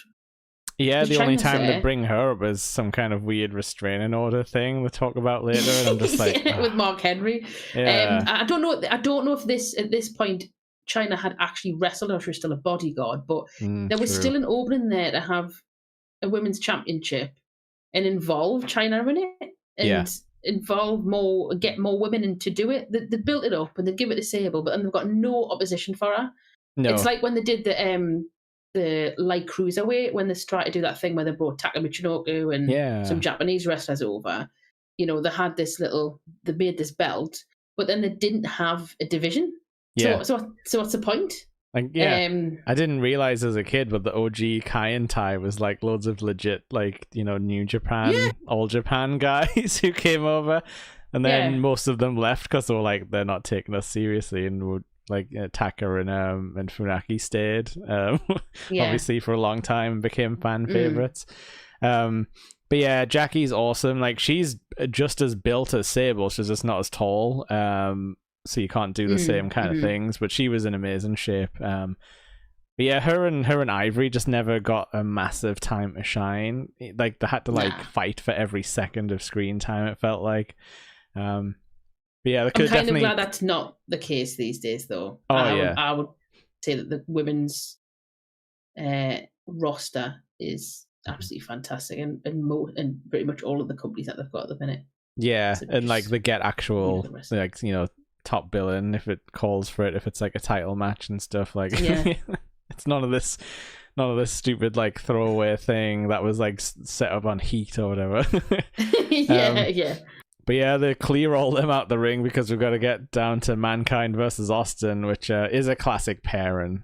Best match of the night for me. Like, I like the main event, but I actually thought this was, in terms of intensity, in terms of ring chemistry, this was mint. I love this match. Love this match. This was where I had noticed that Austin hadn't said anything, and I'm like, he's telling the story just with body language alone. Like, you know, before you could tell he was like ultra pissed off. Now he's coming out sort of like with one arm sort of like, you know, injured, but, you know, looking angry as hell. And he starts ripping the tux off like Mankind, and like so funny, hits him with a shoe and everything.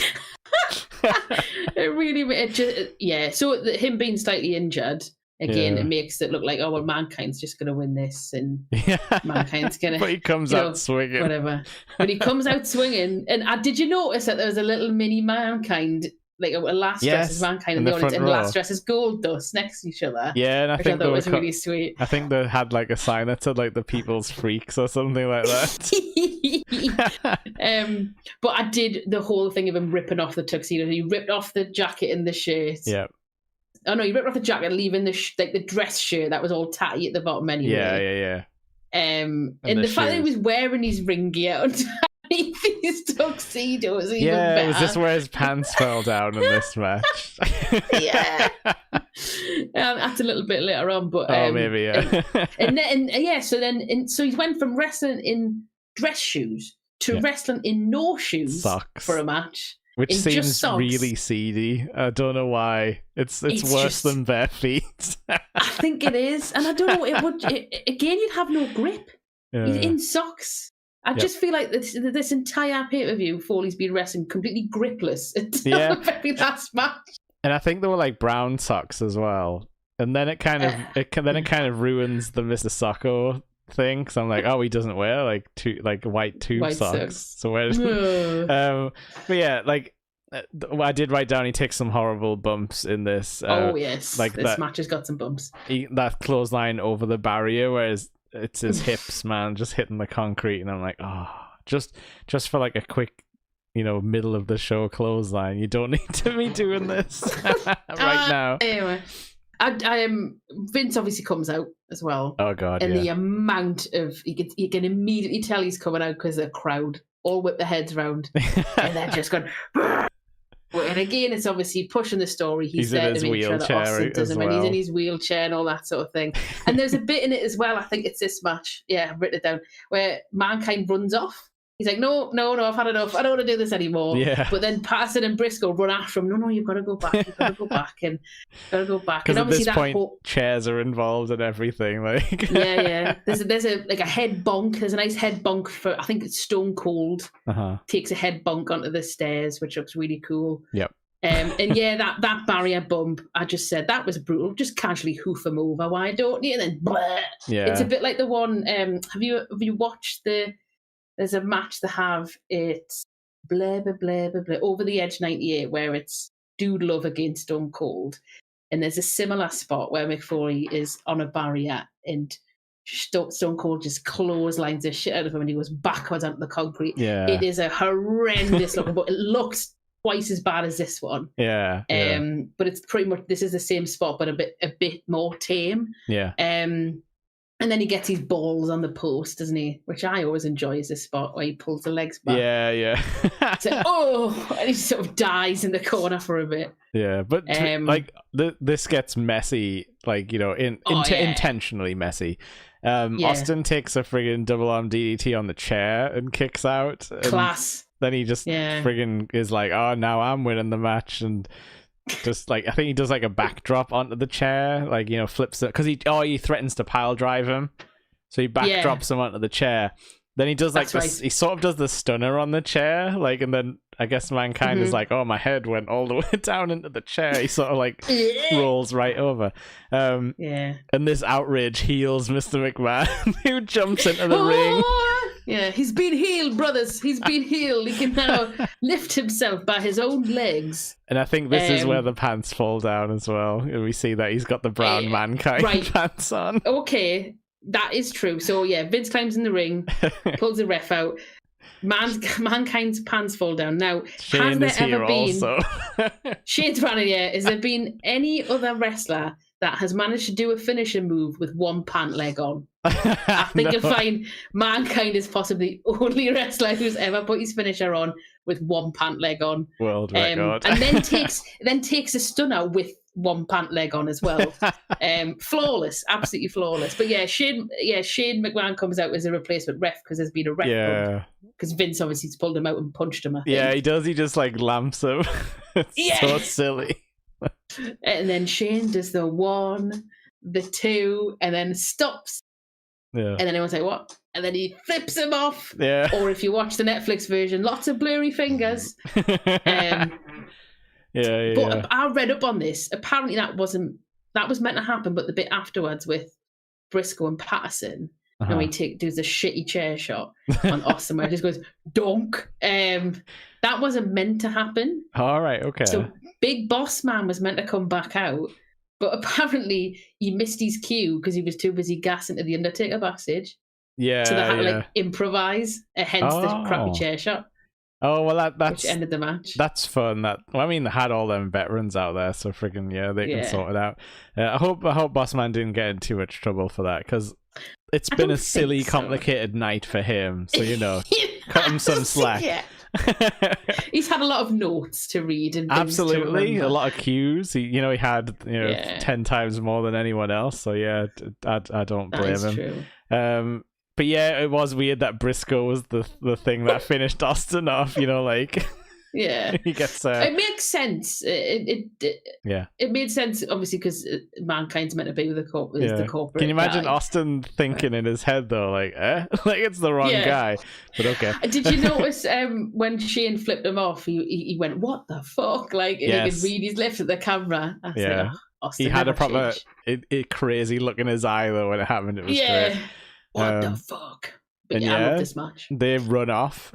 Vince is like jogging because he's like, my leg's actually fine. Yes. And then it turns into freaking Grand Theft Auto because Austin chucks a guy out of a truck and it's like, I guess Sergeant Slaughter gets Vince and that in the car and stuff, and then like drives them off and all that good stuff. But yeah, I don't know if we've ever mentioned on this podcast because Slaughter, he probably did come up at SummerSlam or something, but he was never in any wars. It's stolen valor all the way for that man. Very true. And he's never a sergeant. Apparently, even told a president about it once on a plane, like an ex-president, that he was in the war. Oh dear. Corny to the bitter end. Complete lies. Complete lies. But yeah, so now we're just kind of left with Undertaker versus The Rock, which I'm always gonna think is an odd pairing because they're just Taker is literally an old school wrestler, and The Rock is this like new school, like, you know, goodie with attitude. It just always feels like a mismatch to me, styles wise, like, you know, looks, everything. I don't know. Yeah, this was a weird one. These again are two blokes that are good wrestlers, and I enjoy watching their work. But their chemistry together was never amazing. Even like later on when they were doing stuff against each other, it never felt as, I don't know, as effective or as impactful as Rock versus Stone Cold or Undertaker versus Mankind sort of thing. And it's not that I don't think either of them are like it's not that they're mismatched in I don't believe that either of them are like a threat, because both of them are fine, you know, like to fight each other. Like there's nothing wrong with like that. But yeah, like I said, there's like about a minute where Taker is fast in this match, and he matches like The Rock's pace for a little bit, but then he gets tired. But you know, he is a bit longer than The Rock and bigger. That is true. He's got to throw more timber through the air than The Rock has to.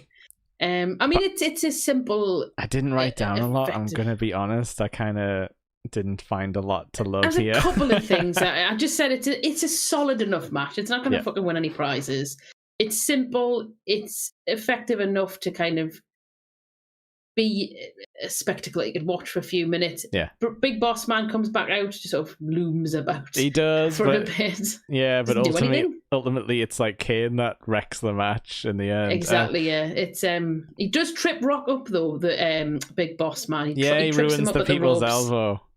Again, I like that because it's keeping that facade up of that he's not helping The Rock and all that sort of stuff. And then you're right. Yeah, Kane for some reason runs in. He hates his brother so much because he hates his brother. Choke slams The Rock, doesn't he, or something? Yeah, I think so. But I did write down that there's a part where Rock does this really like deep Samoan drop where he proper like squishes the Undertaker, you know, a bit like Vader and Mankind, like that kind of where it's like a proper big swing and then a big squish, and I was like, oh hell yeah. That's his liver now where his kidneys are and all that sort of stuff. I understand why this match was short as well, because Mankind's had two pretty short matches before his Stone Cold one. He's had a squash and then a short Al Snow match, whereas Rock's matches have been a little bit longer. Yeah. And I guess they don't want him to go for 15, 20 minutes when he's then got another final match where he's got to still wrestle again, sort of thing. But it was a bit of an anticlimactic match, this one. This is an interesting comment from Crimson. He says, like, did we notice that The Rock was watching himself on the Titantron, like, sort of during this match? No, I didn't, but that's quite fun. That he was having a sneaky peek. What he looked like on the camera. I suppose wrestlers must glance up there every now and then, just to make sure it doesn't like look terrible or something. I don't know. It's odd. Maybe so they haven't got their arse sticking out or something like that. Yeah. So right now we're coming up to like the end of the pay-per-view. Like we're sort of like, this is the third match from the end. This Undertaker Rock one. Again ends in like a no contest. Like what the hell's going on? Like you know, and then the Rock's finally won, even though he's like on the ground. Get a quick Nestle blimp shot, Nestle Crunch blimp shot. Love a blimp. And then a quick Mick promo, which is fine. It's very short and sweet. And he Again, like says, Paul Bearers. Yeah, he just says, "Do you smell what the sock is cooking?" I think. I was trying to work out what he was wearing as well, because it was like a weird, it's like flowerish looking top. Oh yeah, I know what you mean. I don't know what that was. Like his middle. Yeah, maybe he took off. Maybe he was switching wrestling shirts, to get like fresh stuff on between matches. And just we need you to just do like 10 seconds. Okay, I need to go for shit first. I've got this flowery number. Yeah, Hawaiian shirt. Sort of semi-dude love backpack shirt that he had on. But yeah, it was very silly, and he did these little stupid stuff. But I honestly could not believe this was happening next. The amount of tonal whiplash I got thinking we were sort of leading into the end, and then it's fucking like, oh, you didn't know, and I'm like, oh my fucking god, what the hell is Road Dogg doing out here? Not only that, it's the full New Age Outlaws coming out for a triple threat tag team match to waste time while everyone has a breather. And then the Headbangers come out, and I was like, second last billing to the Headbangers in 1998? What are we doing here? Yeah. And then D'Lo Brown and Mark Henry are the next tag team. I forgot they tagged together. Yeah, and they come out to like a mini Rocks music, so there must have been like Nation adjacent at this point. Yeah, I think they were Nation of Domination at this point. I think Rock was still just part of it, or was it just left it, or was about to leave it, or something like that. But I think D'Lo and Mark Henry. But it's like a tinny version of the Rocks theme, like with no like voiceover. Which I'm never unhappy to see D'Lo Brown, but I'm like, not tonight, like not now. Not now, D'Lo, please. I know they need a rest, but like this is where they could have had like a longer women's match, or they could play some recap videos, and like JR and King could interview someone. I don't know. Like, I feel like this was a bit the fatigue level was a bit too much for this right now. Yeah, so the crowd was also dead. Like, cause the crowd were not interested. I honestly think this was a piss break match. Definitely. This was an absolute piss break match, and this is no disrespect to the people who were involved in the match, because they're not bad wrestlers, not bad tag team wrestlers anyway. No, there's times where I will happily watch New Age Outlaws because they're just like massive goofballs, and sometimes you need that in the tag division. Yeah. I did enjoy. There's a couple of things I did write down here. I did enjoy Billy Gunn's rubber pants. He was in amazing shape tonight. Very bouncy. He looked jacked. Yeah, looked very jacked. And I just, this was really, really meh. It didn't. I didn't hate the match because there's not enough in the match to hate. Yeah, like D'Lo gets a couple of cool spots. He gets his running powerbomb, which is always fun to see. Yeah. Wasn't a lot of high flying. There wasn't a lot of big Mark Henry like feats of strength either. The Headbangers don't really ever do anything, so I wasn't expecting anything from them. And the ending was Billy Gunn wins with a pile drive, and I'm like, that is not a move I associate with Billy Gunn at all. But okay. I wonder if the ref told them to go home, like in that moment, and they had to just end it. We need to finish now. Yeah. Maybe, quite possibly, because you're right. It is a strange. You'd expect them to do the famous, at least something. Just a pile driver, or some cheating, because normally they'll mess about and hit someone with a belt or something. Yeah, a little bit of interference, but I just kind of so this is really by the numbers. So the New Age Outlaws, for instance, do the usual thing where Jesse James is the one that's in, and he's getting beat up, and and I did enjoy seeing Road Dogg get bounced around a lot during this one. getting sort of hit a lot, but that's a New Age Outlaws tag team match to a T. They're very formulaic. They're entertaining as hell. Don't get us wrong. They're a fantastic tag team, but they are very formulaic. It's always Road Dogg getting chinned, and it's always the hot tag to Billy that kind of signals, right, he's in here, he's cleaning house, and he's going to do his in and all that sort of stuff. I did enjoy Mark Henry Splash and Mosh. That was funny, yeah. Mosh deserved it for wearing a Marilyn Manson t-shirt. Hey, at the time he was the zeitgeist, so I'll give him that. Yeah. And yeah, Billy winning with the pile driver, like you said, is very odd. The crowd were happy that won. That was over. But I don't think think the crowd wanted to see a title change to any of these guys. No. Not at this point. No. Did the Headbangers ever have the titles? I couldn't tell you. Maybe for a spell, but I feel like they shouldn't have been here tonight. Like, surely there's somebody else. It should have been Owen Hart and Jeff Jarrett as the tag team. Were the Hardys not almost ready? Was that a bit too early for them? Were they 99? I think it was a bit early. They were definitely 99. Okay. Maybe even later 99 as well. I think there were No Mercy in 99, if I remember. There was some ladder shenanigans going on. Maybe. Also, that would have mean Michael Hayes come out, actually, so no, scratch that. Oh yeah, the Brood was around. Absolutely, they were. Yeah, because they talk about Kane nearly setting them on fire. Putting them in a pile. Yeah, You've almost had a Brood bonfire. Why didn't they have that? Yeah, you could have had Gangrel and Christian and that in. Tag team titles. Imagine. Yeah, they debuted in October, so they debuted a month before. So yeah, I would have happily had the Brood instead of the Headbangers. Yeah. They could have come underrated gimmick. They could have come up through the fire thing. It fits the Deadly Game gimmick. It does. But yeah, this match was just like, I don't know if they just decided to put a bit of dog shit in the middle or towards the end so that everything else afterwards would feel amazing. Maybe look, they needed a rest, which I'm fine with. Yeah. But I've seen them fill time with better stuff over the years. Yeah. So yeah, it's time for the main event. Vince and Shane waste no time coming out on this one. You know, like they're out immediately after the entrances. And yeah, this is like the fourth or fifth time we've seen all these, like, the guys do the entrances. Yeah. I feel like they should have started fighting backstage and just made it like carry like down to the ring and just started that way. Yeah. But yeah, I did like the sort of setup of this because this is like the culmination of everything. And right now, as the audience, we don't know about the big swerve.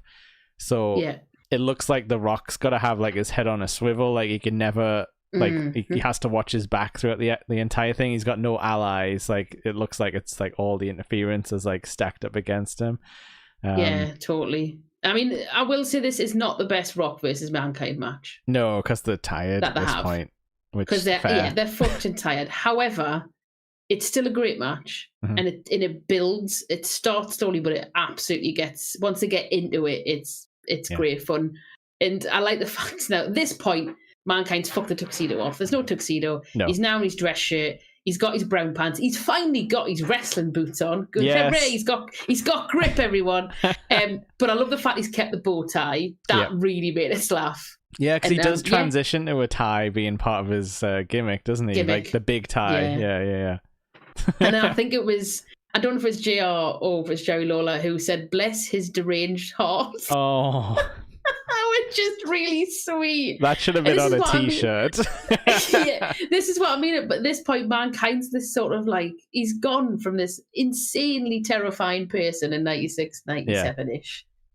To this sort of, like a lost child sort of thing. Yeah, he just wants friends and he's been neglected in life and he just seems to be this sort of sweet, slightly insane. Okay, he's a bit mad, but you know, he's good deep down. Yeah, he just wants a title, but he is a bit scary still.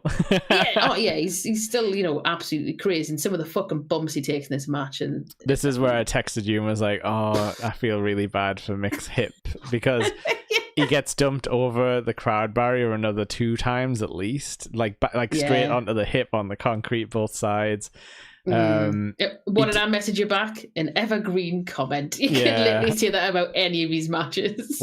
I noticed as well when he does his like rolling over the top clothesline at the outside, again his hip just slams straight into the apron, and the Rock just like sails over nicely and like, you know, does a roll, and like Mick's the one who's like donk, like crumple. My fat ass will take this, thank you. Oi! And then he goes back. But yeah, this match is a bit slow at the beginning, and I think it's. a little bit they're giving the impression that maybe he's trying to feel each other out, or they're both like, we've just wrestled 3 matches in the space of 2 hours. I think they do an awesome job to get the energy levels back up though once it starts going hardcore. Like the crowd, the crowd like just comes to life. I think it's that spot where The Rock starts like beating on the stairs and it just making that like massive clattering noise. And you know, like Mick, I'm guessing, was fairly safe in that, but it must have jarred him a bit. The thing. Yeah, hopefully. But it sounded awesome. You know, like it was one of those things where it's like, the gimmick makes it even more fun, like more exciting. One thing I think we forgot to point out was that there's a bit of a backstage segment a little bit just after the match starts with Bossman and Vince.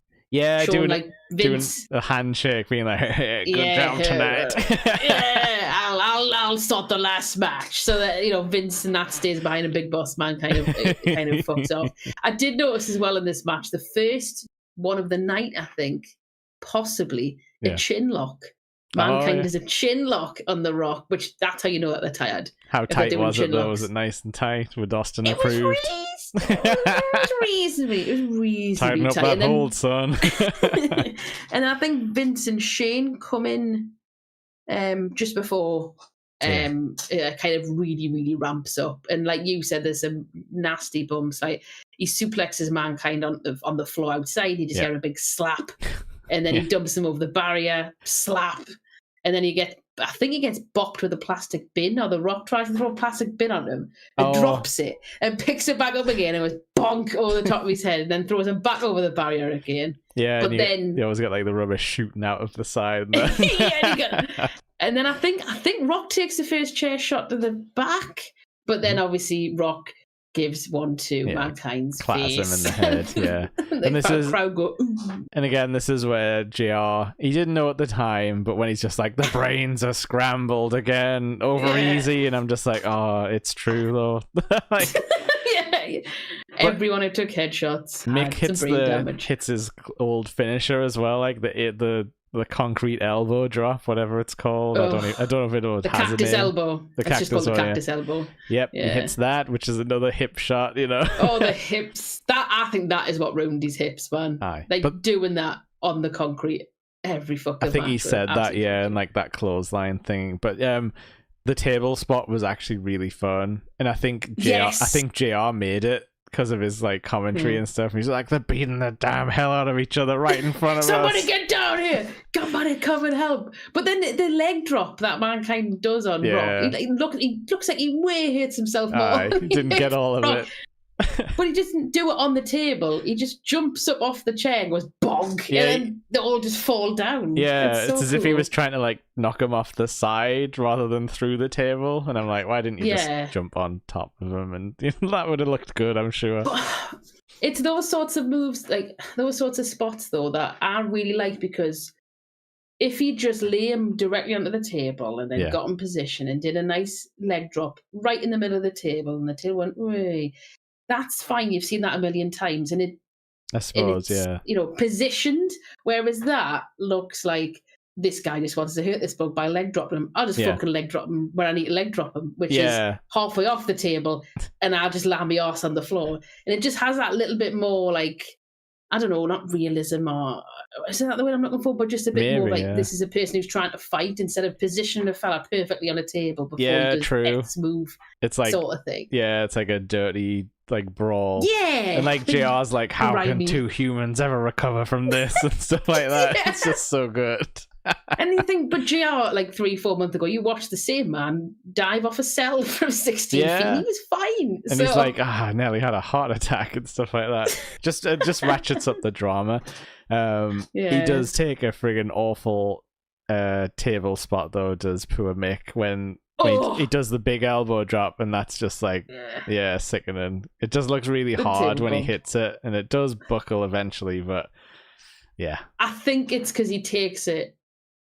He kind of jumped that far, can Mick. he's not a small man, and it looks like he takes it on his like upper knee, lower thigh on the ridge of the table.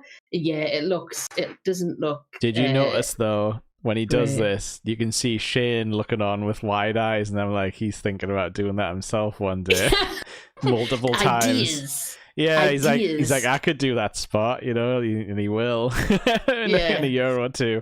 And there was a bit as well, GR, where I think Mankind he threw Rock over the top. Yeah. And onto the floor, and he went, "Oh, Rock, he's left a sweaty spot." Yeah. It's like, why did he say that? Sweaty spot. Everyone look at it. There's the one thing about the Attitude Era, which I think is a fair comment, is that there was a lot of going in and out of the ring.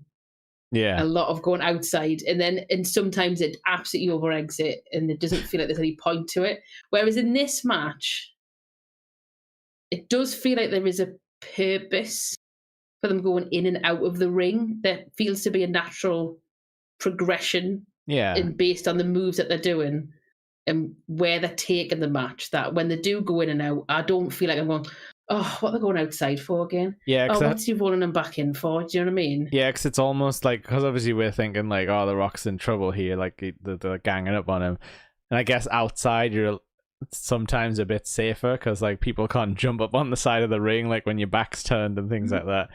So yeah, it does make sense. And then when it's like they're just trying to like, because you need to beat down Mankind, otherwise he'll just keep kicking out. So you need to do this to keep him down.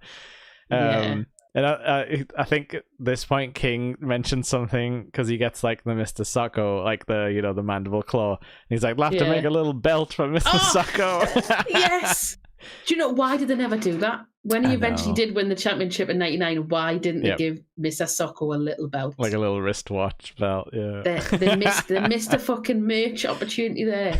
Absolutely. I did notice as well that obviously the People's Elbow got a massive pop again, and he kicked out. Mankind kicked out, got a massive pop. It was picture perfect as well, like the the physical elbow and like the jump and everything. It was like, oh, this is like the top tier one that they would like scan for the video game or whatever. yeah.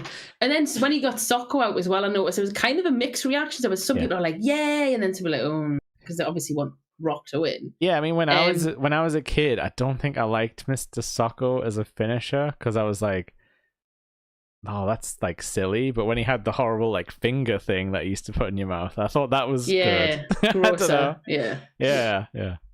But yeah, you're right. Yeah, the crowds. The Rock always had crowd pops, even if he was evil. Yeah, for sure. I did. There was a really nice camera shot as well, and I've never noticed this until I watched it back, where they both took each other down. I don't know if it was clotheslines or whatever. Yeah. And they were lying right next to each other, and they were both heavy breathing, completely in sync with each other. Oh, like, nice. Yeah. And you can just see from the camera angle they're both doing this. And that was quite cool. That was a nice bit of cool little camera. Like unintentional sort of art. Yeah. Two sweaty men heavy breathing together. But yeah, so Rock kind of no sells the Socko, just does a rock bottom, and then then we're kind of into the end section. Where we get another screw job with a sharpshooter. Hey. But honestly, like 1997. I'd forgot the gimmick to this, like the swerve. So for me, this was where I was like, God, they played me like a damn fiddle. Yes, exactly. And that's what the beauty of it is. Because it works, like I said at the beginning, it works even if you don't know the Montreal Screwjob story. Yeah. It still works. Once you know that, obviously it wasn't planned. This time McMahon can plan it, and it doesn't look as awkward, and it looks like, a fully evil ending. Yeah, and he doesn't get Bret Hart hocking an absolute greener into his face either. I love how to this day Bret's still proud of that, I would be, and knocking him out afterwards. I would be as well. Bret must have absolutely hated this though once he heard about it, and he would have watched it, and that's kind of what I don't like thinking about, like Bret sadly watching this like pay-per-view ending. I think Bret would have been. He's. It's like they're celebrating it though. That's what's awful about it, because they're like gleefully like being like, a screw job. We're gonna do this every year from now on. Yeah. I don't know. Bret just kind of seems a bit above it all. in a good way. Hopefully, yeah. I think hopefully he was. Good man, good lad. I just love how salty he is, but yeah. He's just listen. The thing is, I don't get like people calling him like a whiny baby and so. People ask him questions. He's not going to like not answer them questions. Yeah, he's going to answer them honestly. And if he doesn't like somebody, then in hindsight, I think his stories are the best. Like the way he tells them, and everyone gets old stories wrong, but I'm probably more inclined to believe Bret Hart than most of the other sides of the stories you get surrounding him.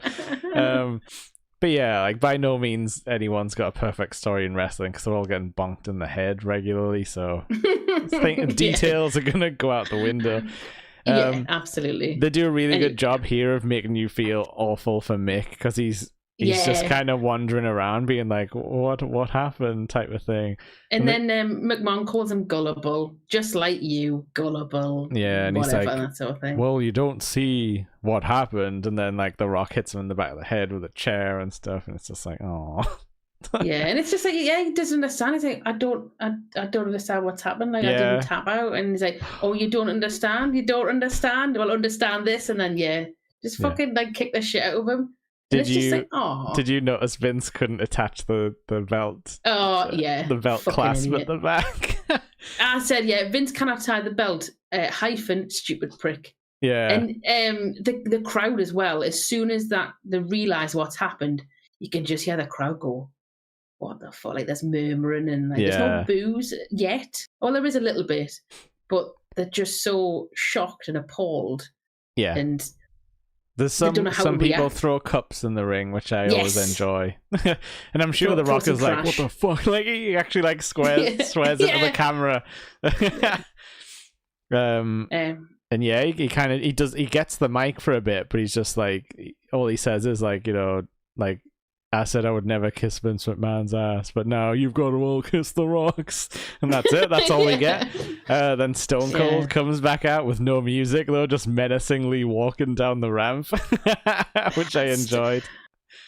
This is another reason Stone Cold's entrance is great. Yeah. Unlike certain people who take 45 minutes to get the ring, he just walks down with purpose. Yeah. Well, like I say, there's no music here, so he almost sneaks back in. And it's just like, oh no, here he comes. Gary comes to do stunners to everybody as he gets in there, and he obviously stunners The Rock and beats him up and throws him out the ring.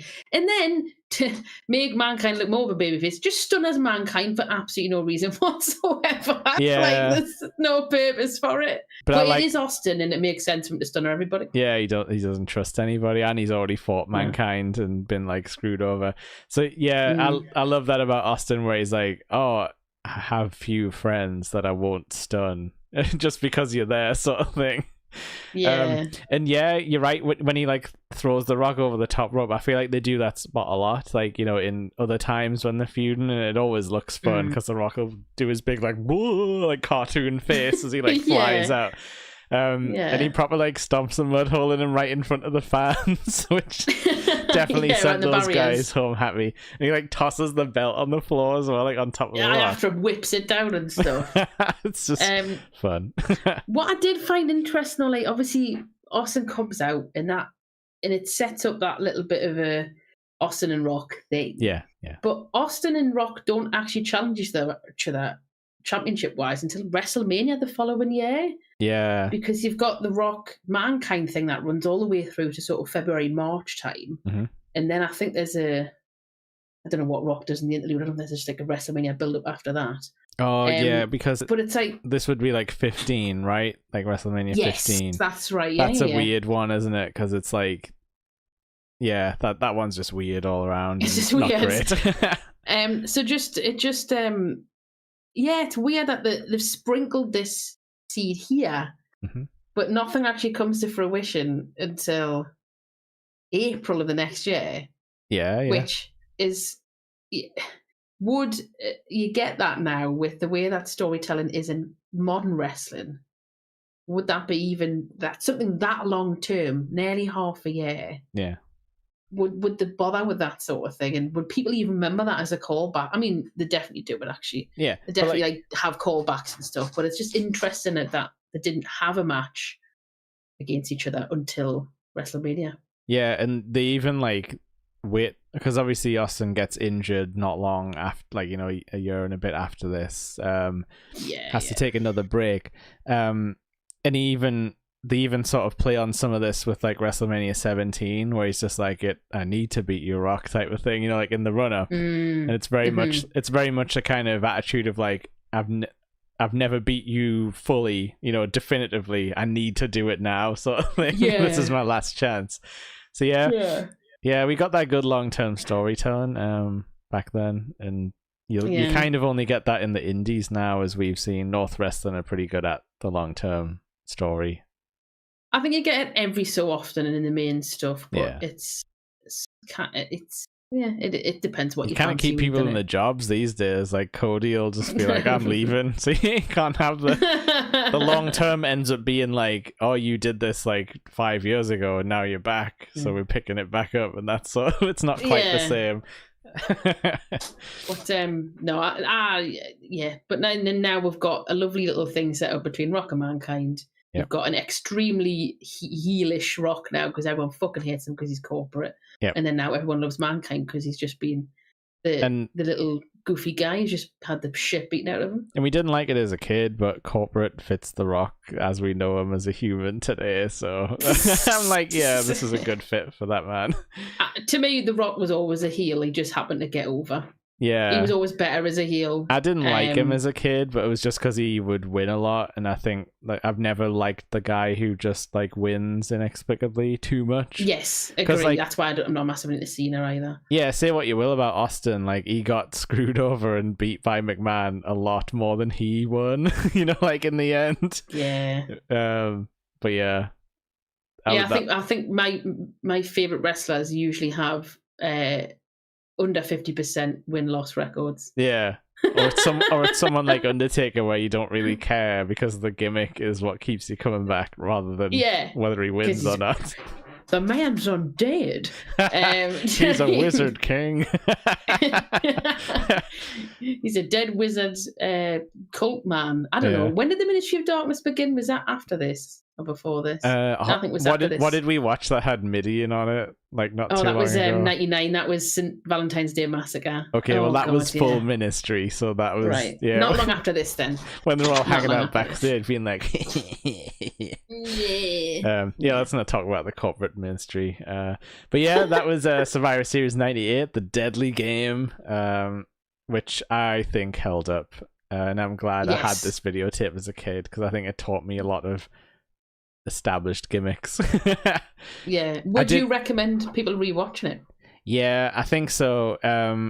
Maybe keep your hand on the skip button for a couple of the drag bits, but you don't need to watch the tag team match then. Yeah, all of the tournaments is I didn't even remember that tag team even existed, so I must have fast forwarded as a kid as well. But yeah, all of the Deadly Game tournament is just massively good fun. Yeah. And like I said at the beginning, it is one of those pay-per-views that there is no 5-star matches here whatsoever. No. A lot of the matches are short, but they're story generated. They're pushing something forward. You don't need to watch the surrounding stuff either. You get like a full story. Like it's You get recaps. You kind of get the understanding of what's been happening between the characters and stuff as it builds into this. Yeah, with the commentary, pretty much. With the commentary, and I just think it's a really well put together, cohesive pay-per-view that shows that wrestling isn't all about like amazing 5-star in the Tokyo Dome 7-star matches. Sometimes you can have fun. It can be silly, like, you know, like but also dramatic. Dramatic and silly and serious, and like it pulls on you a little bit. You can feel cheated, you can feel outraged, you can cringe when Mick Foley takes another disgusting hip shot, or when Rock raises his eyebrow, you can go woo and all that sort of stuff. But it's just a really good pay-per-view, and I've really enjoyed rewatching it, so thank you very much for suggesting it. No worries. Oh, have you got any ideas what we should hit next? Do you want to do... do you want to do Collision in Korea next? Yeah, we should, because that's funny. Because I'll speak to Angel about potentially coming on to discuss Collision in Korea, because I think she was really interested in talking about that. Yeah. That is 94, 95 WCW. And it's all on YouTube. I did see it was already on YouTube. I had a cursory Google.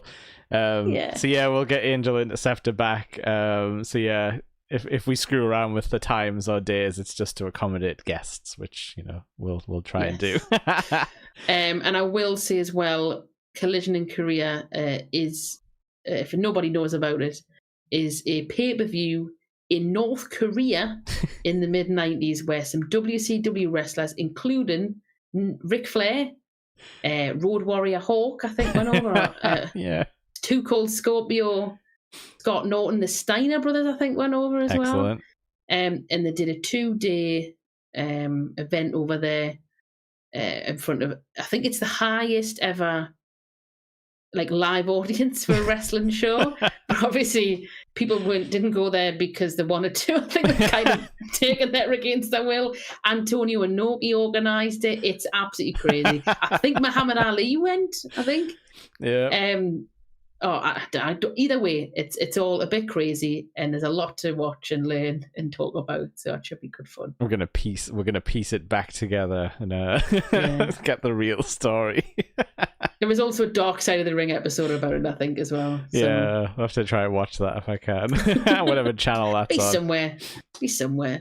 But yeah, if we want to do that next, I think that would be a canny good idea. Yeah, and thanks to everyone who stuck around in the chat. I know we didn't get to chat to you guys so much just because this was a packed pay-per-view, a packed 2.5 hours pay-per-view that turned into a 2.5 hour podcast. Because it's a good one and there's lots to talk about. Yeah. Thanks, everyone. We'll be back with Collision in Korea. I can't wait. I've never actually seen it all the way through, so I'm quite excited. Me neither. Definitely not. So thanks, everyone. Enjoy watching wrestling. Give us a little like if you got the time, and if you want to watch more Nerdy Up North stuff, we got random topics about everything. We got everything. We got anime now. We got friggin' 90s nostalgia. We got serious interviews, and with one of the McPoyle brothers. We've even got that. Sammy got a scoop. Big scoop. But yeah, and don't forget as well, if you don't watch YouTube very often, you can listen to stuff. All of the Nerdy Up North stuff, all the various channels are also on where you listen to your podcasts and stuff as well. Old Spotify. And we will get better about uploading. I've just been moving house and what do you call upturning my entire life for good reasons, but it makes you busy. But thanks, everyone. We're gonna go back to the Ravishing Rick Rude's theme, and we'll see you all on the next one. What about fireworks? We sometimes do that as well. Do that as well. Goodbye. Ravishing.